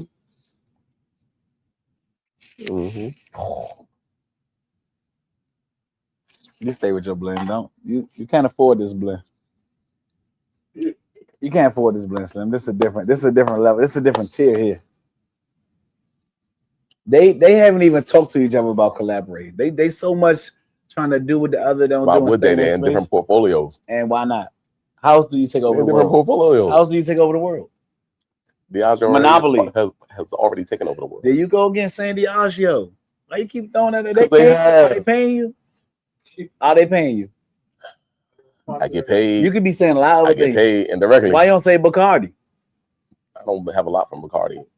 So you buy it. Except for Bricklati. So you buy it. Except for Bricklati. Bricklati was Bacardi. Bricklati is what? No. It was. Bacardi. Who was in there? It's not Bacardi. Who was in there? It's not Bacardi. Bricklati is under the Remy House. It's under Cointreau. Go ahead.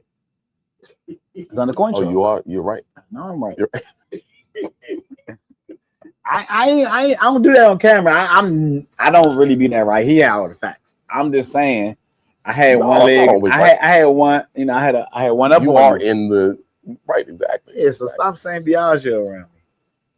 No disrespect. So really, I love you, Andy. You know what I'm saying? But it is what it is. So Cointreau, that's what you want to say. Cointreau. Shout out to Cointreau. Thank you, USA. You keep talking Brook Laddie and Botanist Gin, which is amazing. Shout out to Pernod Ricard, USA. Yeah, thank you. Let's show some love. Are they still with y'all? Here you go. See. Now you want to? Okay. All right. Shout out to Jackson Family Wines. Can we rate this, please? Jackson Family Wines. That's cool. Yeah, you know Jackson Family Wines, all right? Can we rate this, please? Can we rate this? Yeah, go for it. Lagavulin 16. Am I rating my blend or the 16? The blend is crazy. My blend crazy too. My blend is crazy too. So the 16. 16 is solid. What did I rate the 8? 7.75. I am gonna go. We definitely went off on a tangent. 8.25 here. You want 8.25? I have to. My first well-versed peated, heavily peated Scotch, single malt. Mm-hmm. You get youthful tones. Mm-hmm. You get mature tones. There's a sweeter, rounder malt to this. It's dynamic in many ways. So, I went 7.75 on the 8-year, and you went higher on the 8-year. Mm-hmm. I'm not basing my score off your score, but if I go 7.75 on the 8, and I'm getting more from the 16-year, you can't take the elevator down. 8.25. Mm-hmm. Mm-hmm. Okay, like that. All right, let's go ahead and show it all, folks.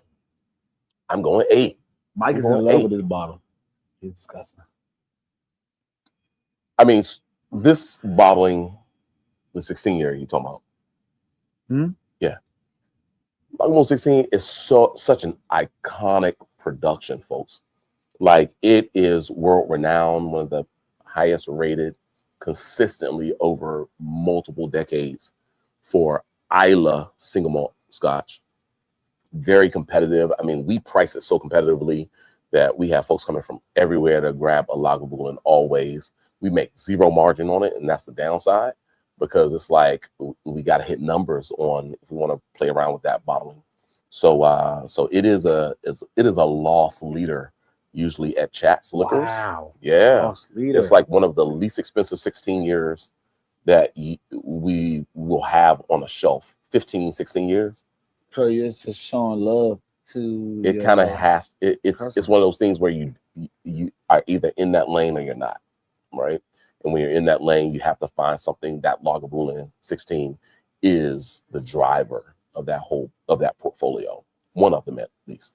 So shout out to Lagavulin for that. I love them as a producer. I love it within the classic malts series, which includes things like the Oban, right? Oban, which they call the perfect Scotch. I've never had Oban. Solid production. Talisker, never had it. I'm a Balvenie kind of guy. Mm-hmm. Balvenie 14 by far one of my faves. Yeah. And Glenlivet 14 by far one of my faves. Yeah. Chivas Regal. What's that? But the classic malts by this company I won't name again, Diageo. He's on payroll. Yeah, shout out to Mike. Isn't Mike over there? Mike is over there. Yeah, Mike is over there now. Shout out to Mike. Wow, this guy, y'all pay him off. Wait till I call Mike tomorrow. Hey, Mike, what y'all pay Bernie to keep saying this right here? You know what? You think we can call But I Mike? give this an 8. I give it an 8. Can we call Mike? Alonzo gives it an 8.25. I give it an 8. This is Lagavulin's classic 16-year Islay. Nah, we can't phone a friend. 86 You proof. might answer. You might get a quick rating. It don't matter. Mike got to show up. Yeah, exactly. Mike got to show up with the. I'm talking about Mike Moe. Oh, Mike Moe. He just drank it. He's packing. He's packing. Okay, he packing. All right. He kicked you off. He kicked you off the show, Mike. He's packing up. You heard it from Bernie live. Pack it up, Slim. Get out of here. Hey, everybody. It's been so real. I can tell you one thing. I enjoyed these, and these were real ratings, but I still don't think I'm going to go pick up a Lagavulin. Let the people who drink the peat drink the peat. It is good, but okay. The palate. How about that Singleton? I still have to learn the palate. How about that Singleton? Oh, the Singleton 18. I'm gonna say, hey Bernie, what's that over there? Put in my double. Don't tell everybody the tricks. Don't tell everybody the tricks. But that blend was good. But you'll be dropping something on. Be a trade. He'll be a trade. He'll tuck a 18-year and leave a 25 or something. That just got. That's how Zoe. I mean, yo, that's. Hey, Zoe, what was that picture that you sent me earlier, man? What picture? No, box of handy, a little stag, George T. Stag, William L. LaRue. I'm just on a Wednesday. I'm taking a picture of that. I bought out the box because somebody said they wanted to buy it from me. I bought out the box and then it didn't go through. Wow. Yeah. Wow. They did. I went, sent pictures. I was like, both of them right now, 2,500. No. And they didn't do it. We were doing okay. Don't ever put any price point out there. Just let folks know that hey. right. What you doing? I mean, but that was the firefighter discount though. Okay. It was there's a guy who firefighters, DC there's a guy that protect and he serves. And I said, hey, this is what I charge for you because you protect and serve and you love your community. I'll mark it down. Discount for you. Everybody don't get that discount. No, you don't do that at all ever. So no, we ain't talking about all that. Well, chats was on the bootlegging. No, we don't bootleg. I don't bootleg. It's just trades. Just trading whiskey. Just trading whiskey. Absolutely. Whiskey. So for value, right? So absolutely. Indeed. But this has been a fun time. What is this? This might still mine. I'm trying to get that Pappy 23 from him. And it just fell through. Absolutely. Who's still in the house and wants to go live? I mean, this is the time where the bloopers, the fun. Bebo, so it's happening. You know, we need to put the suggestion box out there. I mean, we've been talking about a lot of ideas and things we want to do. But I'm happy that for 2026 we answer the suggestion box because people said single malt scotch, and we've done 2 weeks now, right, with single malt scotch. I got to bring back Zoe's cocktail corner. Indeed, but I think the month of January has to be focused on single malt scotch, and then we'll start mixing single malt. We said single malt. I'm sorry. Yeah, you're right. Single malts because we did American single malt. We did, and then we'll single scotch. Malt, period. And now we're doing Irish single malt. You want to do that next week? Yeah, I'm gonna bring the spots in. Okay. Got 4. Okay. Yeah. No, I got 4 and another, so probably about 5 or 6. But 4 spots: green spot, yellow spot, gold spot, blue spot. What happened to the one fish, 2 fish, red fish, blue fish? What happened to? Yeah. For sure. What happened to that? One year crazy about Sexton. Yeah. So when I first had it, I was over here on Benton Road. We did a tasting. Yeah. And I was like, oh my God. Again, before I venture into whiskeys, I was like, this is disgusting. Right. I venture into whiskeys and scotches. Yeah. And I'm like, whoa. For sure. What you get in Sexton. Is it still around? That's a question. It's still around. We still sell it. You do. But what you get out of that for the price, oh my God. And it's age stated, yeah? And it's age stated. Is it 12-year age stated? Folks, Sexton single malt. Yo, Irish single malt, right? Irish single malt. Bro, it's not in the system anymore. For the price, the age statement, the quality, oh my goodness. You can't lose. Indeed. I haven't seen it listed in a long time. You cannot lose. You have to go ahead, keep on. Yeah, I don't know. So we want to have that back at some point in time. But gosh, single malt are so classic. I think it was discontinued. I think they stopped. No, that's what it is. But tonight was single malt Scotch whiskeys, folks. What a lineup! What a fun time we had with these single malts. Gosh, we're going to be coming to you all month long with single malt scotches.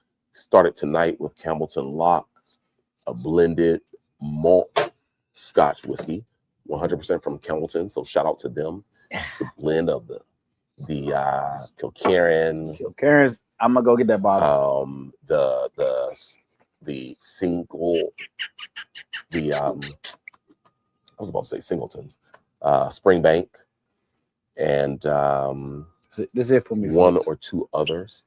Catching my Uber home. That's it for me. Singleton 18 year. This is a Speyside production. So elegant, extremely elegant. It's one of those that you pay for it, but not as much as you would for a lot of 18 years.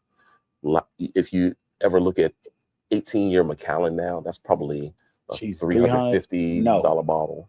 No, way more than that. You crazy. 400. Retail is between $400 and $450.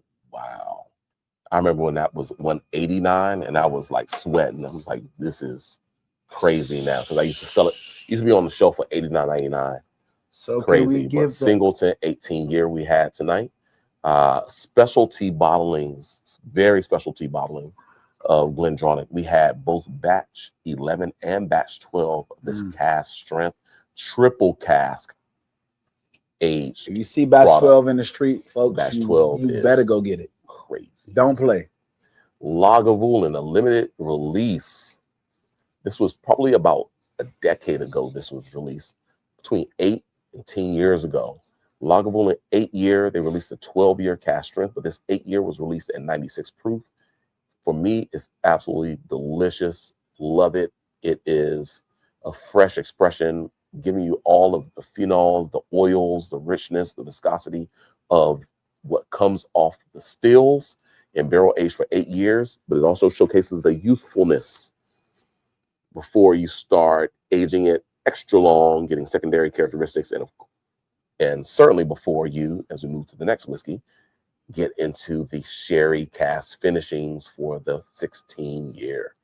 So 2 expressions of Lagavulin. The 8-year limited release was released years ago, and their classic, most notable expression, the 16-year dual cask, sherry cask product. This was a great journey into the whiskeys of Scotland, single malt whiskeys and the blended malt whiskey. That's fun stuff. Fun stuff. Folks, before we get out here, don't forget the iconic new addition to Barracks Road, headed by Miss Rhonda Elaine Fox. Wow. Is opening very soon. We will have a soft opening, but the grand opening is right around the corner. Come get the deluxe coffee, the amazing pastries from Sook. I'm saying Sook. And folks, this lounge, this office space, this casual meetup, this lounge, this bright, good energy sitting in Civic is coming soon. Good energy. Doors will open soon. That's for sure. Indeed. Don't forget the brand new cask strength, barrel strength, Black Drag Chat's pick is on the way. Oh, indeed. There are total maybe 30, 40 bottles already pre-sold. Don't be last. Don't be in last place. And that's something. If you ain't first, you're last, but don't be in last place. Yep. It is not going to be around here for a long time. I agree. Also, burning is hot, but let's go ahead and are we gonna flash that up there? Yeah, we got to flash that up there. Hey, it is one beautiful, sexy bottle for sure. That is the black draft right there. While Bernie folks. pulls that bottle up. It is While he does. beautiful. Oh, there we go. And the West Haven green. It is a that double is a oak. very important green for 2026. Our front door is that color green. Civic's interior is that color green, but also barrel, single barrel, double barrel, cast strength, barrel Alonzo is in that West Haven green, folks. Listen it's here. pretty. Listen here. That Listen here. thing is gorgeous. Ricky Bobby said, if you ain't first, you last. Don't be in last place. Don't be in last place. Bernie and I went up to Black Draft. Shout out to Glenn. Shout out to Pops. Shout out to oh my gosh, you're gonna curse me out because I forgot her name. We do the tastings with her. Oh, yeah, you're in trouble too. We both in trouble. I'm so sorry. The bus as well. Love all y'all bit, but look, we tasted this. I looked at Bernie. Bernie looked at me. You got a side eye because you can't look at a man like this. We side eye each other while we looked at each other, and we were like, "Yo, this is the barrel." For sure. Glenn said, "Hey, what about this barrel?" We said, "Nah, this is the barrel." Thanks. Right. And so, hotcakes, folks. That's all I can say. It's gonna move like hotcakes. Yeah. It's so good. It is absolutely beyond. But just and I thank you for doing that, bro. I didn't realize that you were gonna get into marketing mode, but you are in marketing mode, and it's a great thing. And I appreciate you for it, bro. But yeah, Civic on 8th is coming, everybody. We will be giving you info about its arrival. Of course, the illustrious Rhonda Elaine Fox Esquire is heading things up. But that was a post that she did. Yeah, indeed.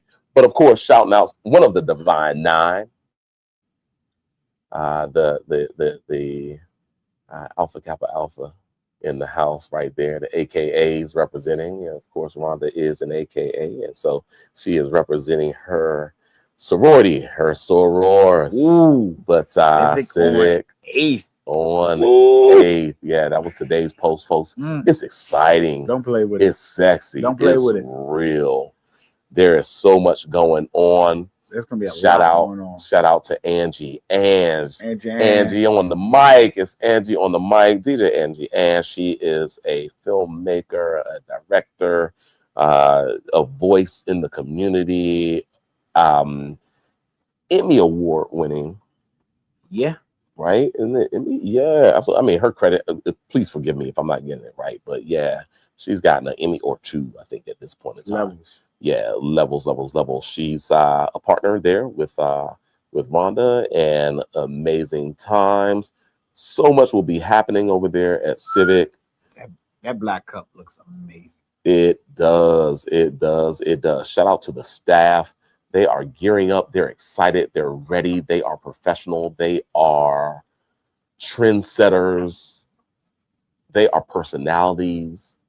They are authentic. I think Civic needs a speakeasy. All right, don't start nothing. Won't be nothing right now. Won't be nothing right now. Indeed, but gosh, folks, a proper Italian espresso machine, like one of the freshest, the newest, the most upgraded in the city. Highly sought after. Highly, like literally, they're saying y'all the only ones in the country with a couple of these pieces. And implementing that is amazing. But of course, this is the brainchild of Rhonda Elaine Fox. Her vision coming true. There's only one place to get the best coffee on. Her vision coming true. There's only one place to get it. And so shout out to her. On Barron's Road. Yeah. You want your best coffee. You want the best sitting spot. You want peace. You want this amazing atmosphere. You want amazing customer service. Only one way to get it. Without a doubt. And she may want to go live. I don't know if Rhonda's still in the house. She may want to go live on this live. I don't know. Probably not. But goodness gracious, it's so real, and it's coming true. Of course, Civic is has a very, very close and personal relationship to Chat's Liquors right here. The Williams family has been operational on this corner of 8th and E Street, Southeast Washington, D.C. for close to 50 years now, in operations of Chat's Liquors as well as Ophelia's Flowers. The investment is real, folks. When you go in and you start a small business, especially in that day and age, in the late 70s and early 80s, the mindset was you gotta own your land, folks. You gotta own your land. So many years of blood, of sweat, of tears, with having to really put down your roots and fight the powers that be to maintain and sustain over decades. Over decades, 4 generations of my family have been involved in these properties, from my great-grandfather, my great-grandmother. Shout out to Edward Johnson. Shout out to Cherry Johnson. Another generation, you know, my mother's mom, my grandma, Maureen Juggins, her family, to Verlene Powell, to Thomas Powell, to Linwood Johnson, to Pecor Johnson, to Oliver Johnson, I mean, Edward Johnson, everybody, that family, to that next generation, Tyrone Powell, Clifton Johnson, Arondre Powell, that list goes on to the next generation. Dr. Opal Williams, Bernie Williams, myself, Christopher Powell. I mean, like, everybody. I've listed generations. Yeah. 1, 2, 3, 4 to come. 4. My children, Gabrielle, Camille, Danielle, Landon, Janelle, who you may see in here. It's like Santa Claus. It's real, folks. It's real. It's real. And it's carried on by an amazing, amazing woman. My partner in crime, my partner in greatness and goodness to expanding what is going to happen here on Capitol Hill, right here at Barracks Road, our corner, our family's corner, the Fox family. Shout out to them. Gosh, Colonel Ronnie Lee, to Miss Daisy herself, Brian, Lil Brian, Mackenzie. It's a family affair. Always can't wait for y'all to come up and check out your loved ones, Rhonda Fox Esquire's Civic on 8th. It's real. We're getting close. We're getting super close. We want the community to come out. We want Barracks Road. We want all of Capitol Hill to support. It's a very important time that we maintain business, small business here on Capitol Hill. It's not an easy feat to go out and say, hey, I want to start a business, especially in climates where, I'm so sorry, Madison. Ooh, did I say Mackenzie? Ooh, Madison, I'm so sorry. Strike one. Woo wee. I said Madison Fox. No, I'm sorry. I said Mackenzie. It's Madison Fox, folks. Madison Fox. Let me get that right. Let that be the last time I mess that up, right? Shout out to Madison. Shout out to Madison. Shout out to Madison. Absolutely. Indeed. But it's going to be great, and it's the evolution of what we are doing to solidify the next decades of business, small business ownership, family business ownership, and you can call it whatever else. It's a business that it's businesses that we create that welcome everyone to enjoy fellowshipping, to enjoy quality, to enjoy service, an open door that's accepting to everyone. But at the same time, we, of course, have to recognize the history. And that's why I brought up my family, 4 generations. These are 4 generations that were sharecroppers back in North Carolina. Didn't have indoor plumbing. I mean, it's coming from literally a time where who would have dreamed to have ownership on the great Capitol Hill? My family dreamed that. It made a reality almost 50 years ago, folks, where you would look around now, it's just like the buy-in at this point in time and the sacrifices that came at that particular time to make that happen. You don't even understand. You don't even understand. There's so many that come and go right now. They don't even understand.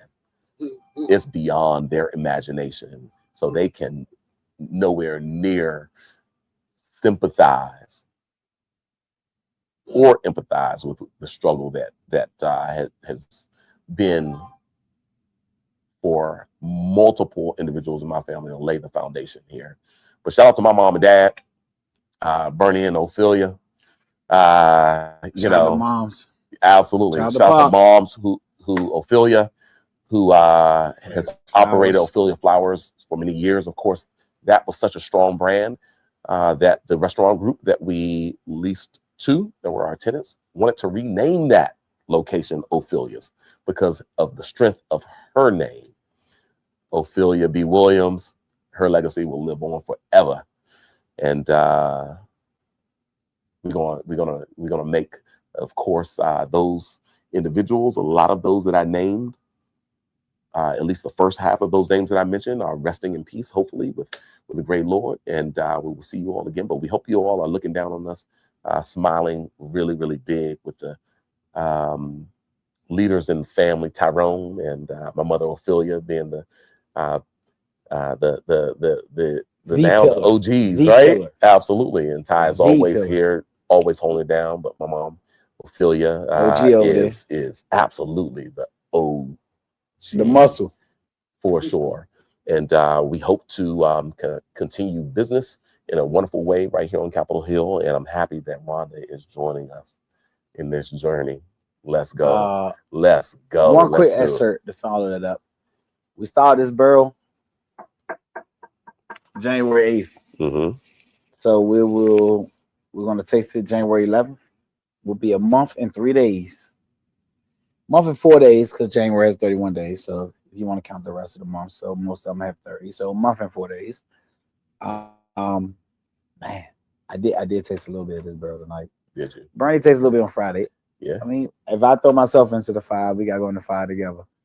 But been an exciting time for Civic. Exciting time for the Williams family. Need one more. Exciting time for Chas Liquors. Exciting time for the Black Draft Barrel. We also have, because Daryl Alonzo coming soon, folks. Bernie gets sleepy. Yes, indeed. And, Loch Whiskey Club, single barrels in the house. Shout out to Loch Whiskey Club. Cask strength and 90 proof. We picked this barrel out again a few months ago. 12 of us went up there, close friends, family. Had a good time, ate some amazing barbecue. Shout out to Loch Whiskey, Mr. Chioffi, Mr. Stennett, hosted us, had good food.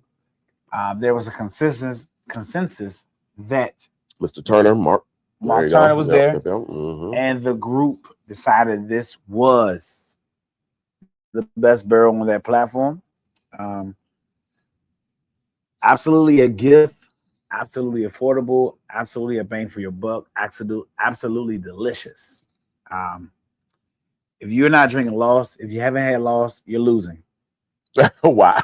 Okay. I mean, how else can I say it? Okay, that's real. If you're not lost, you're losing. If you're not lost, you losing, folks. Hey, Mr. Chioffi and Mr. Stennett, do not. That's my bumper sticker.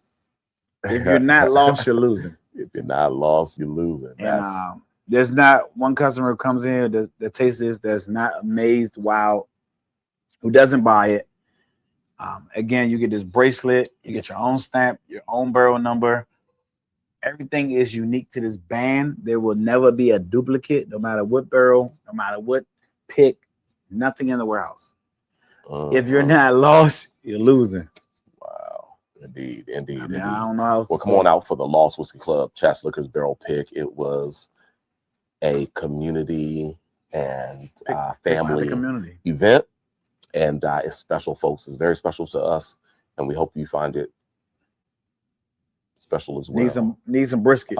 It literally is a labor of love. These bottles, the amount of effort that went into delivering these bottles, getting logos, getting the aesthetic right, getting hand pressed chats into every leather hand band, pressed, hand sealed, hand numbered, hand closed, like whatever you want to call it. Everything's done by hand. And for the price point, labeled by hand. These are, something in the 30s and 50s when it comes to the 90 and the cask strength, 30s and 50s price point, right? Then this is so worth it, and it represents not only chats so very well, but there's no better brand to do a collaboration with than the ones that we do collaborations with, and that is Lost Whiskey Club.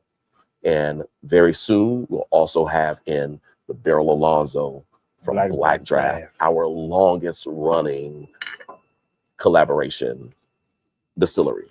And so it's going to be great. Check out Lost right away. Check out Black Draft Barrel Alonzo coming soon. Literally, when he gave me the eye when we were sitting there tasting those barrels, I was like, yep, that's the one. Listen, folks, I'm shocked. That's the one. Didn't even know this was going to happen. I'm thankful. You ever talk about a kid in the candy store? This is a kid in the whiskey store. And shouted it out from the rooftops to all of my friends, family, extended friends. This is a pleasure. This is a, I mean, this is, I mean, there's a lot of people that drink whiskey that never pick the barrel.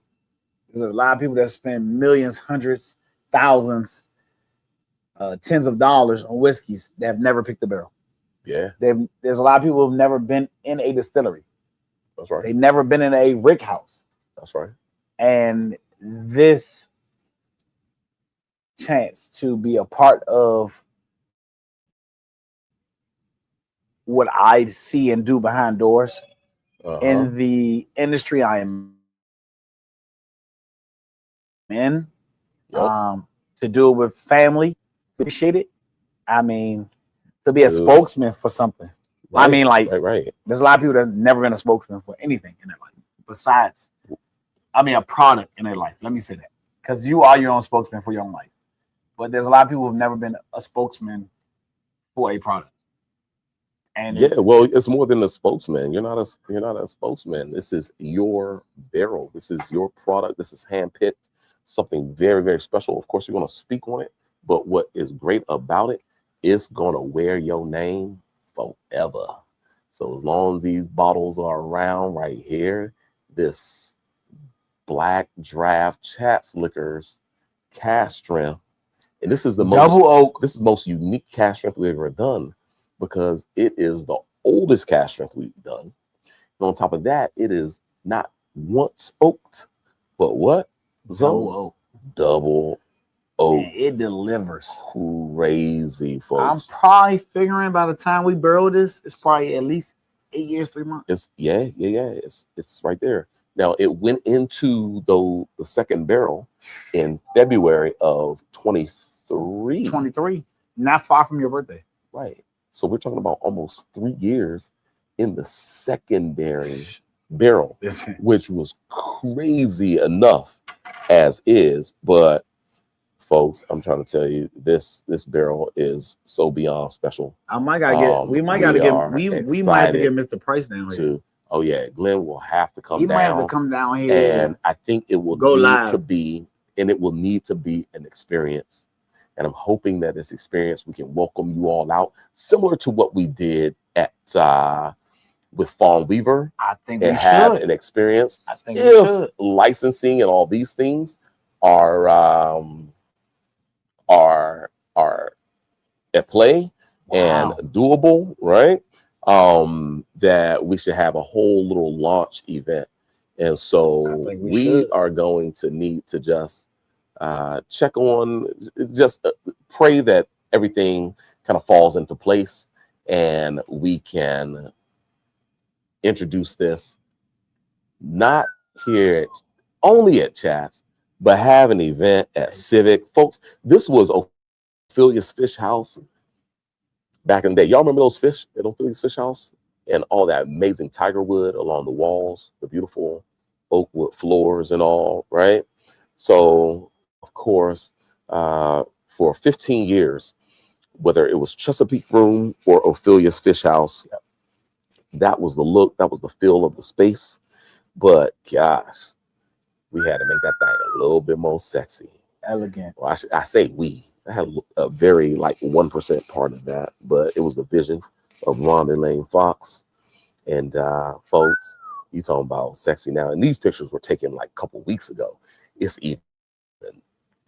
looking even better than that. Well, that is what you will be welcome to right there. Just imagine being in this space right here with Civic. These are murals on the wall, CIV, period, from the phenomenal Lisa Marie, artist. And it's a woman-owned, woman-operated, woman property owner, the oldest property owner, probably one of the oldest, longest running property owners on Barracks Road, Miss Ophelia B. Williams, right there. Her legacy will live on forever. And gosh, even shout out, y'all see that liquor sign right there?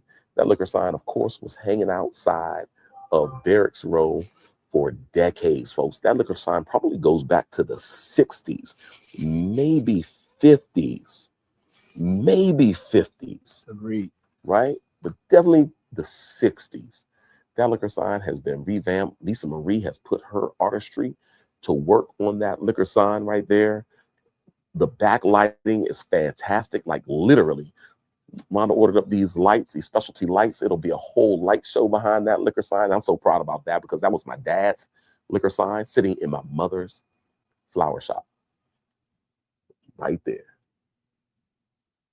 But that predates even my father coming into Chats Liquors. That sign was hanging there for probably at least 20 years before my dad even got here. So that's history right there.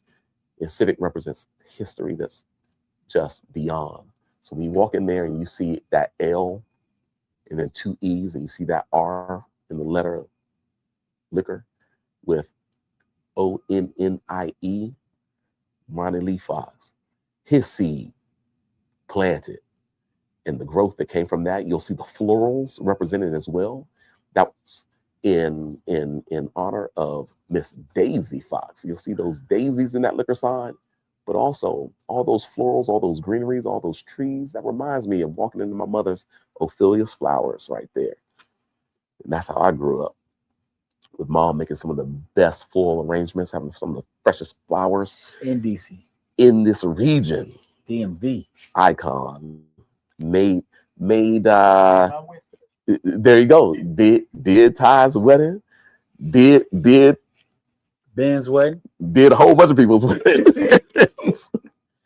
Made florals for the mayor of of Washington DC, made florals arrangements and centerpieces and all for some of the biggest events in DC. Made flower arrangements for some of the new wealth of the 80s in DC. To some of the old wealth. And that DC was the storied place back in that time, folks. So all of it, the best was Ophelia. The best was Ophelia. And so I'm so happy to see that greenery like there on those shelves. Oh my gosh. Look at that, folks. We had some poinsettias in the window. Mom always did poinsettias around this time of the year. Absolutely. So that is absolutely represented. I mean, the decor is fantastic. I and my buddy Matt and Izon, Jason was here the night before. Josh was here the night before. Jason and Josh helped me set up and prep up for the staining of those floors. You see the floors are black now, right? And I did a bunch of sanding all night long. That was a 24 to 48 hour event. I said, okay, I'll get done with this pretty soon. 24 hours? Nope. Took 48. And M. Dogston came through and helped me get those floors that deep, rich, coffee, darker color. It's beautiful, folks. It's loading up. It's loading up. They're getting ready to start it up. But shout out to Civic. Y'all better come on. They are serving the Swings coffee. Swings coffee. And they have perfected it. So like literally that espresso machine got delivered, I want to say 2 weeks ago. And in that time, they are perfecting the coffee grind, the coffee roasting time. And oh boy, you're talking about something delicious. Some of the best coffee that I've had. Absolutely. And fortunately, very soon I'll be able to just go right next door and have my daily coffee fix at Civic. There's Rhonda and Ange. Oh my gosh, rocking the ninths, some dunks, some J's, right? We hosted Fawn Weaver over there a number of times, folks. Fawn Weaver, the founder and CEO of Uncle Nearest Tennessee Premium Whiskey. So she's already spent 2 occasions there at Civic before it even opened. That's rich, folks. That is so rich and so beyond. She and Rhonda are chatting about the layout of the space, representing woman-owned brands in this woman-owned space. And once again, woman-owned top to bottom, from the owner of the property to the operator to the investor to, gosh, the main baristas and managers. It's going to be beautiful. Shout out to Matt Aubrey in the background. Absolutely. Got to get a little group hug there.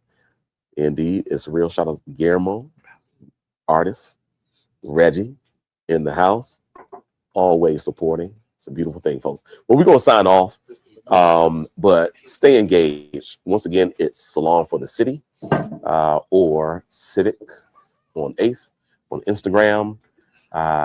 Fun times. And we want to meet you there, everybody. And gosh, to be able to get a bunch of people in the space on that patio, even when Barrel Alonzo is launched. So come on, community. Come on, Capitol Hill. We got to get that liquor license passed. Let's not hold up. Come on, health department. Come on, everybody. All those entities that are engaged here on Capitol Hill. We are half century in business right here on Capitol Hill. Don't hold up progress, especially during this time. The longest running liquor store on Capitol Hill, the oldest liquor store on Capitol Hill, the oldest business outside of the Marine Barracks, continuously run here on Barracks Row. Come on. Heritage. The best block on Barracks Row, right here, this 500 block on the corner. On Capitol Hill. Come on now. I'd agree with that. Absolutely. Always cutting edge. We're always pushing forward. Let's go. Let's support. Please support. Because that's what it's all about. We need you. We need you to come on out and support. So let's go on side off. But it's been a great Whiskey Wednesday. Thank you to Alonzo for this January 14th, 2026. See you in 7 days. It's not before. Happy New Year to you all. Enjoy your dry January. We have non-alcoholic wines. We did a big event they were so last week with that. They're so good. We have a couple non-alcoholic spirits as well in the lineup. The non-alcoholic teas from the Copenhagen Tea Company in the house. Shout out to Restaurant Noma, a dual Michelin star rated restaurant whose team developed the Copenhagen Tea Company. And so it's the best of the best of the best, folks. That's the new Netflix series called Copenhagen. That's crazy. That is crazy. It is on Netflix. Yeah. There you go. That show. Just start watching it. Well, we'll sign out. We'll see you in 7 days. Can't wait to see you. More single malts on the way. Stay tuned. Indeed. Cheers, everybody. Cheers.